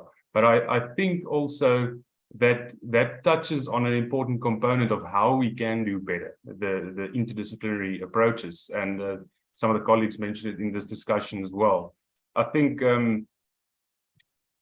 good advice, which I also try to take on board, I suppose, is for young researchers to bridge disciplines. In my context, broadening my scope away from just urban regional planning or spatial planning, but communicating with someone like Jessica and other colleagues as well in different subsectors and different disciplines. So that interdisciplinary approach, excuse me, is important. Connecting to the room I was involved in yesterday, using technology. We are in a digital age, and I think young researchers are in a good position to leverage technology in our research toward inclusivity and following that path. And I think, just incorporating the presentations, I think our presenters have incorporated those approaches, looking at, especially on the methodologies used, diverse approaches, and how that feeds into policy interventions, into inclusivity. So yes, I think more can be done, but I think we're on the right path, though. Thank you. Colleagues, thank you very much, Oket. But as we round up, final statement.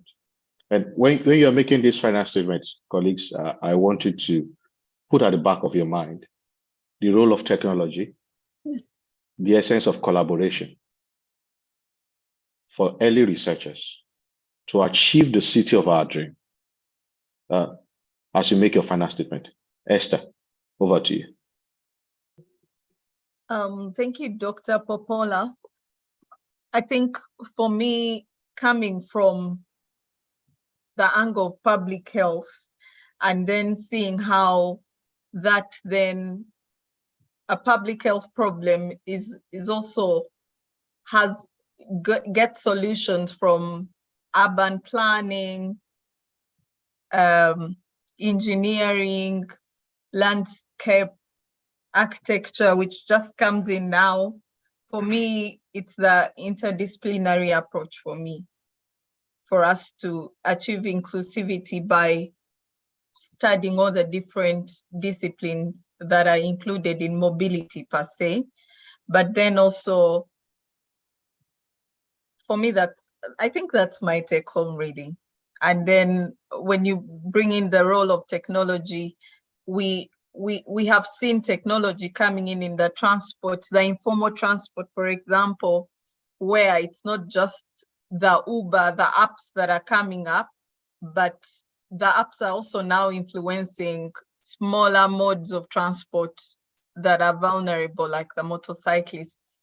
But how we use the technology then to map, for us as Kampala as a city, is a new area, because, for example, the road traffic crash data that I used is manual and is not electronic. So going through the processes of this is where the crash is, and I've got to geocode it, I've got to map it and link it to the different spatial scales and see how the problem I'm studying is, for us, is a new area and direction that we need to really get at to understand the different mobilities and patterns and who is affected. So definitely technology comes in and it can only get better and better. So it's the interdisciplinarity and then the technology. I think we can merge the two disciplines and get better. Thank you. Jessica, final words.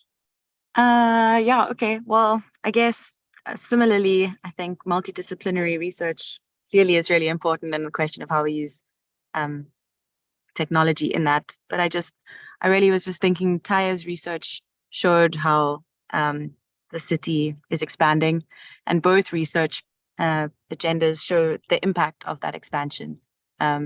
So the question really, as from my perspective, is how to integrate the space that we're creating, and to integrate like the interactions that happen in those open spaces as we continue to develop. So yeah, in the context where, particularly in the global south, but in cities all over the world, urban spaces compete for resources, and the most important resource being space. So all the different agendas that go into that. Maybe technology has a role to play in terms of how we bring people into the conversation, increasing the participation in different realms, and then maybe also how that data can maybe then be used as well, like fed back into decision makers, the decision maker realm. So yeah, technology is an amazing integrator, and we have a big challenge to integrate as much as possible. So hopefully we figure out how to manage data most efficiently. Thank you. Taye, before I come to Orchid. Yeah, so thank you once again. Yeah, so technology itself is very important, and we could see how this is actually coming to play. This is actually helping us to live more sustainable. Like how introduction of, if not for technology, we wouldn't have smart cities concept, and how technology actually driving smart city. So and one thing I would also like to emphasize about this issue of technology and importance when it comes to us having an inclusive city, having in a sustainable city, is that with even technology, it even actually helps us to actually cross our disciplinary boundaries, just make it more interdisciplinary, go into another discipline.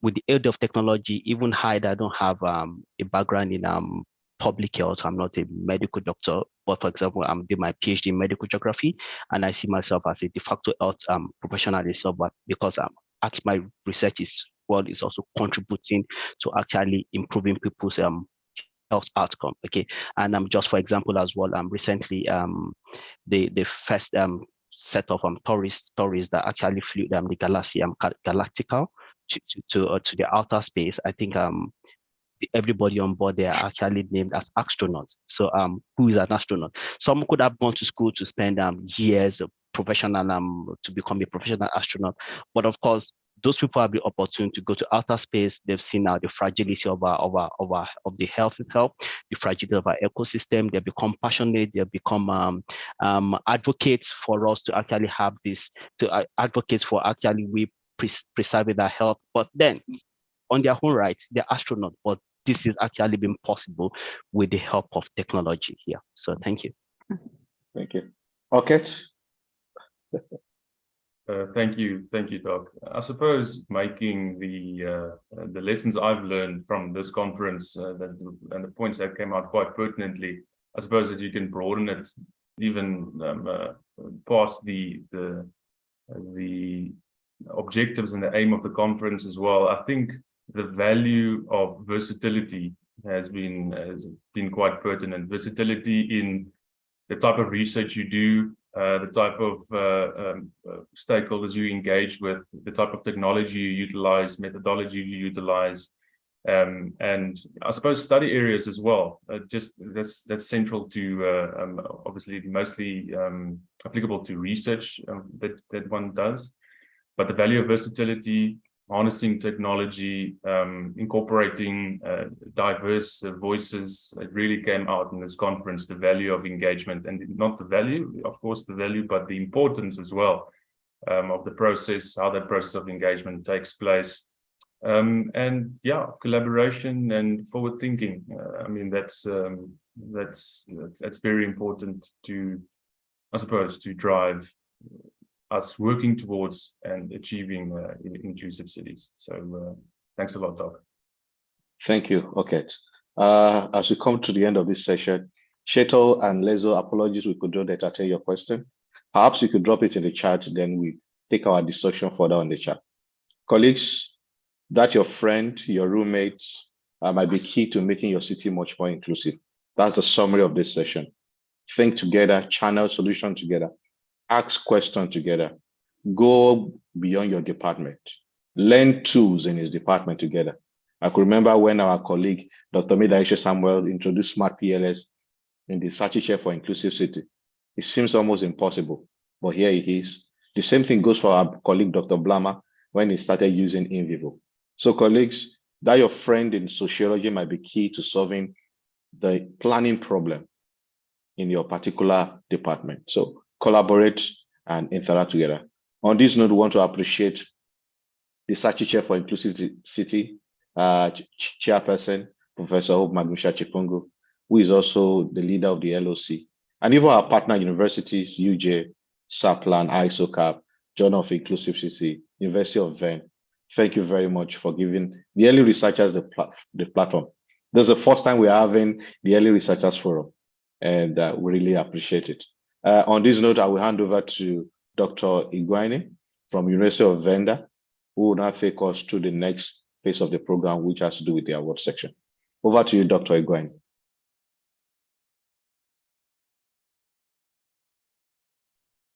Thank you, Dr. Popola. Let me switch on my video.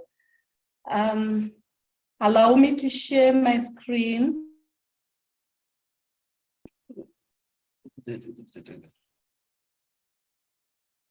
Just a moment.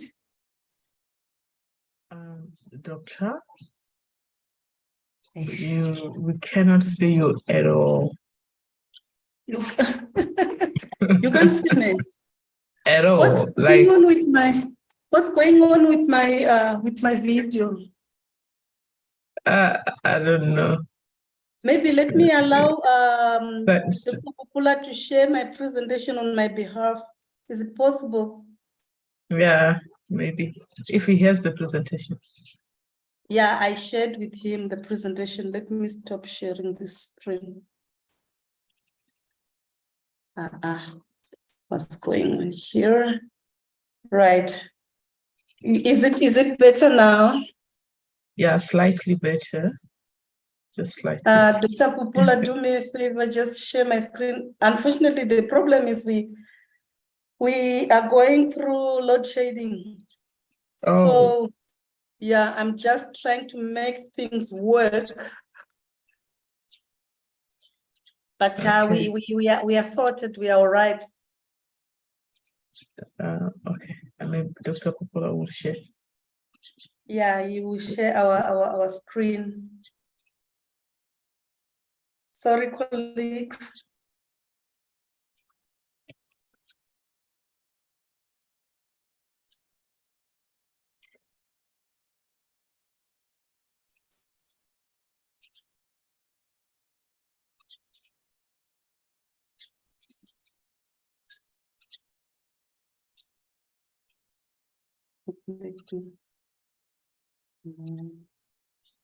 Right, may you please put it on here. Thank you so much, Dr. Popula.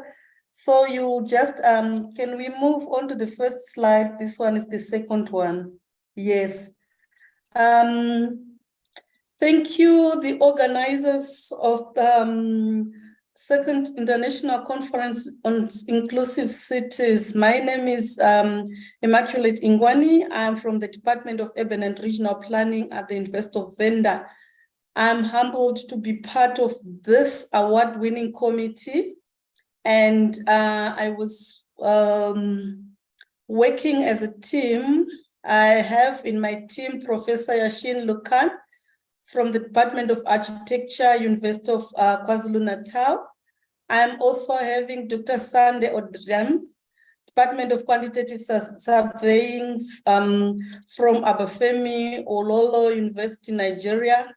So we are the award-winning committee. Our role was to look at the presentations that were provided to the different rooms, and the presentations ran from the first day, second day, up to yesterday.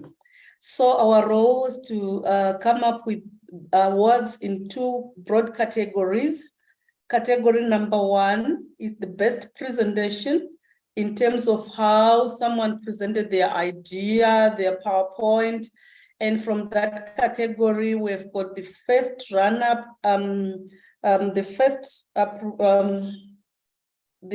first awardee, and also the first run-up, which is number two, the second awardee. And then the second category is the best innovative idea.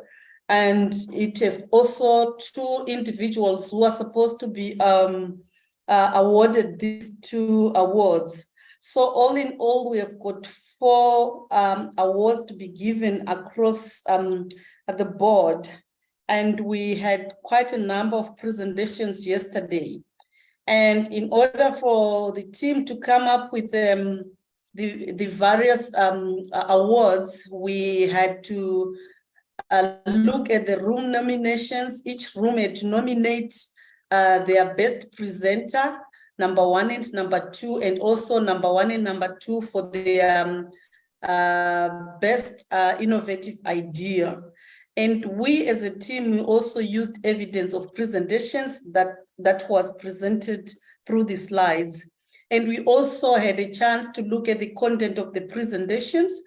And within the content, we're also looking at the analytical aptitude, how the presentations, how the ideas, how individuals came up with what they were presenting as their best opinion, if so to say, and also the ability of the presentations to generate debates and insights. We were also looking at exciting individuals coming up with exciting input from their researches. So it was really a thorough and kind of watertight competition, if so to say, but not meaning to say we have losers and winners here. We are simply saying we are, Dr. Ayo, please, not now. I will tell you to move to the next slide, please. You are preempting my. So I'm saying the presentations really are not a form of competition, but it's just a way of motivating individuals to come up with even much more interesting and robust discussions within the inclusive cities domain. And it was so interesting to hear people coming up with very much well-thought ideas, well-thought ways of presenting, and also well-thought ways of analyzing the lives of every day. Because when we look at inclusive cities, we are looking at how people are surviving in their everyday lives and what is actually the multiple realities of seeing at inclusivity as a phenomenon. So now here are our winners. Can I have the next slide, Dr. Ayo? Next slide, please. Yes, the best presentation goes to John Warren Timmer, and the title of presentation is Shaping the Spaces That Shape Spaces, and in looking at inclusivity, communication, and power among stakeholders of land use planning in Mayeye, Philippines. And in this presentation, definitely it's quite insightful, it's quite thought-provoking, and it's something that everyone really wanted to debate on. And I was listening to today's deliberations in the morning's plenary when big minds were talking. They actually touched on this particular presentation unknowingly, of course.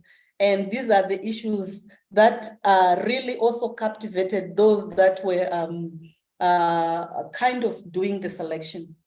The second one is Bradley Kaylin van der Walt, and the presentation is titled The Impact of Transit-Oriented Development on Economic Access, a Spatial Data Analysis of Louis Botha Development Corridor. I think we should just revisit these things on YouTube so that we can see how best these individuals came out with very well thought of ideas and presented them for others to chew. Now let us go to the next round of awardees, the ones which actually gave us innovative ideas. And can we move to the next slide? When we're looking at innovative ideas, we are looking at going beyond the obvious, trying to bring about usable change, trying to question the realities, trying to say why things are happening the way they do. So in this category, we have got Mbuso Mkotra and Magdalene Colette, and their title of presentation is Exploring Inclusive Approaches to Visual Impairment in the Built Environment. And this is exactly that was being debated in the morning, to say, let's go beyond the obvious. And if you look at this idea, the way these two ladies are bringing in the idea of architecture, phenomenology, visual impairment in terms of looking at people who are differently abled, and the issue of the built environment in total, it's so captivating. And the way they're actually saying, let us move from what we can call the normal and look at the realities of what people experience. And then the second one came from Takudzwa Kariz Taruza, and the presentation is titled Towards Inclusive Cities, Sustainable Community Development in Addressing Informal Settlements within the Gauteng City region. This presentation was celebrated for coming up with an innovative idea of how we can measure sustainable community development.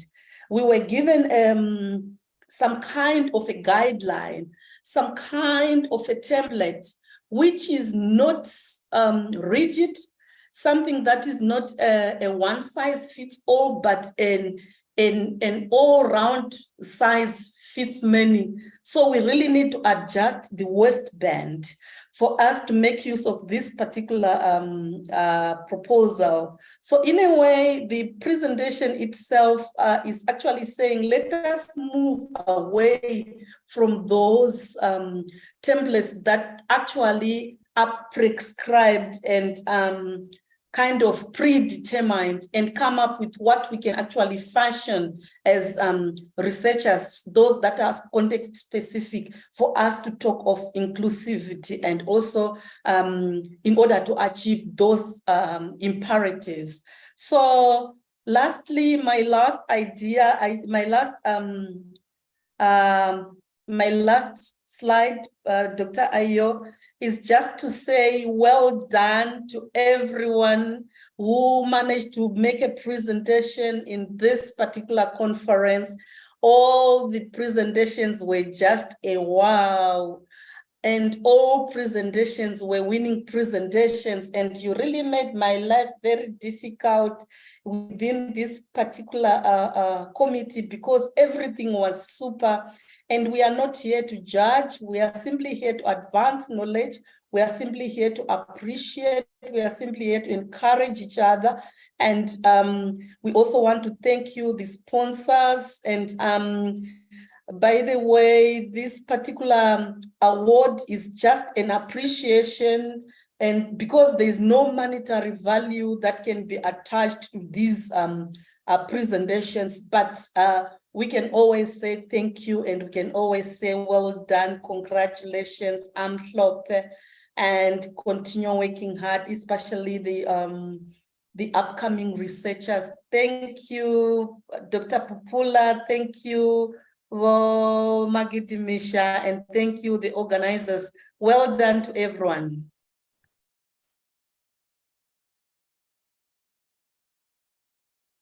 Thank you very much, Dr. Ingwana, and thank you very much, colleagues, for all the. I was hoping to see my name as well there. I don't know, but I was hoping to also win something. Next time, Prof. Next time, I promise. Yeah, but yeah, no, this is good. The acknowledgement for work done by our colleagues. I think we will make necessary arrangement to ship their certificates as soon as possible. And we have now reached the end of this program. I just want to thank all our colleagues, our partners. You know, it has been a long journey. We wanted to have this as a physical at some point, but we were a bit late in our planning. And this is the second of many, Dr. Ngwana. We did say this when we were starting, that was the first of many. This is the second of many. But I'm really humble with the support that we've received from all the attendees here. And I think we've been posting on our WhatsApp here, sorry, on our chat, so that you can continue following us on our social media for Sachiche for Inclusive Cities, so that we continue the discussion on inclusivity. It doesn't end here, it's just the start of many days ahead. And we'll be releasing quite a number of briefing on this, on the conference, and reporting back. And obviously we have Book of Abstract also is out, but we are working on the production of a journal based on some of the papers submitted here. So with those few words, I just don't want to keep you any longer. I will request that our Dean, Professor Kalema, who's the Dean of the school in which the SACHI is based, will give us the closing remark. He's the one who did open this event, then he can also close it for us, so we can have our Friday. Thank you. Thank you. Thank you so much, Professor Chipungu, Makadimisha Chipungu. Distinguished guests, thank you for participating in this second International Conference on Inclusive Cities. Thank you to the NRF SACHI Chair in Inclusive Cities under the capable leadership of Professor Hope Makadimisha Chipungu, supported by colleagues, Professor Lovemore Chipungu, Dr. Popola, etc. It's a very long list of colleagues who have really put their efforts in making this a success. Thank you to the University of KwaZulu-Natal and the school in which the SACHI is incubated in, the National Research Foundation, Cities Network, ISOCAP, eThekwini Municipality, the University of Johannesburg, the University of Venda, SACPLAN, all those of you who presented and the thought leaders who shared their knowledge for change, and those whose knowledge has potential to leave all of us and to leave a legacy for the next generation. I would like to recognize your efforts for us to benefit I opened this conference on Wednesday and I said that we live in a very volatile and unsafe world, and the vulnerable and underserved suffer daily by the injustices that we intentionally perhaps or unintentionally expose them to. But let me say that I'm very, very optimistic by the leadership provided here, by the emerging and established researchers in coming up with solutions. This conference is about solutions. Please keep the connections and networks that this conference has given us.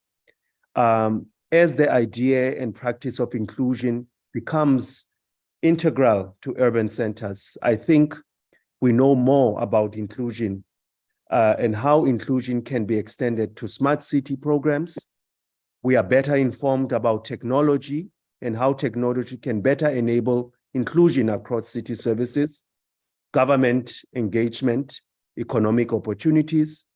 We learned about moving from technology-centric to citizen-centric smart cities.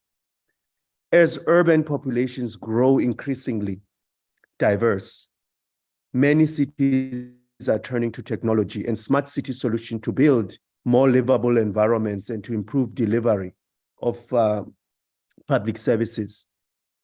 We know that these initiatives have potential to expand access to services, to improve public engagement, but also to spur economic growth. However, smart city designs, as some of you have learned and we have heard from some of the presentations that we heard in the last few days, have shortcomings, obviously, in terms of implementation. So what we need is a way in which all segments of communities and societies and populations can be part and parcel of the solution. And we have learned that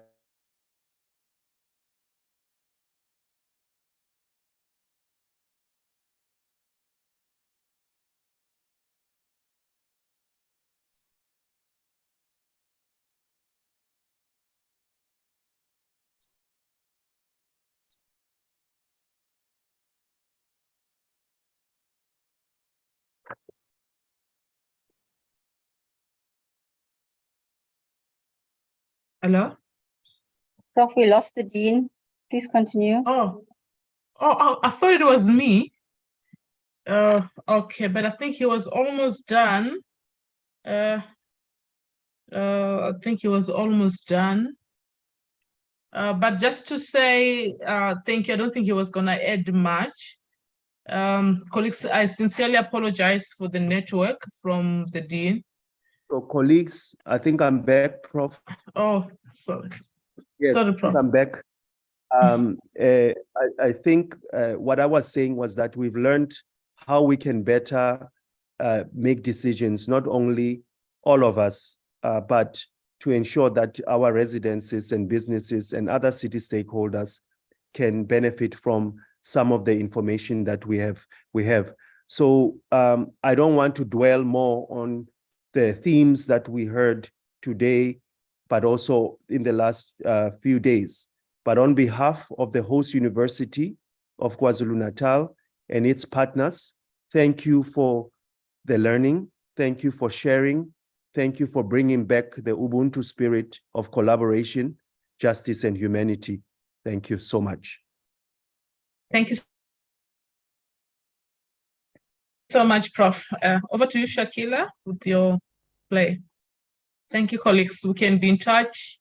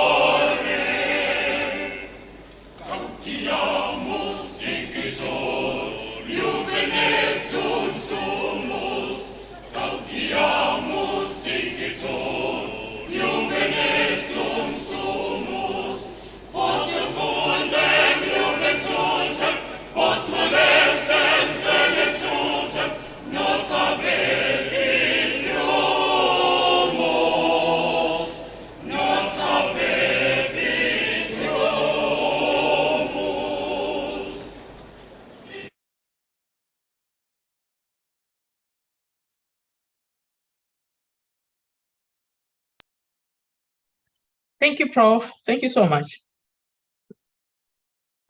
Thank you, everyone. Thank you to our IT team. We issue a community. You guys have been amazing. Thank you so much.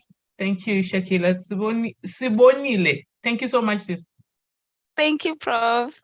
Thank you. Thank you. You guys have been amazing. Amazing. Amazing. Thank you. Bye. Have a good weekend. Bye. Yeah, enjoy your weekend. It's Friday.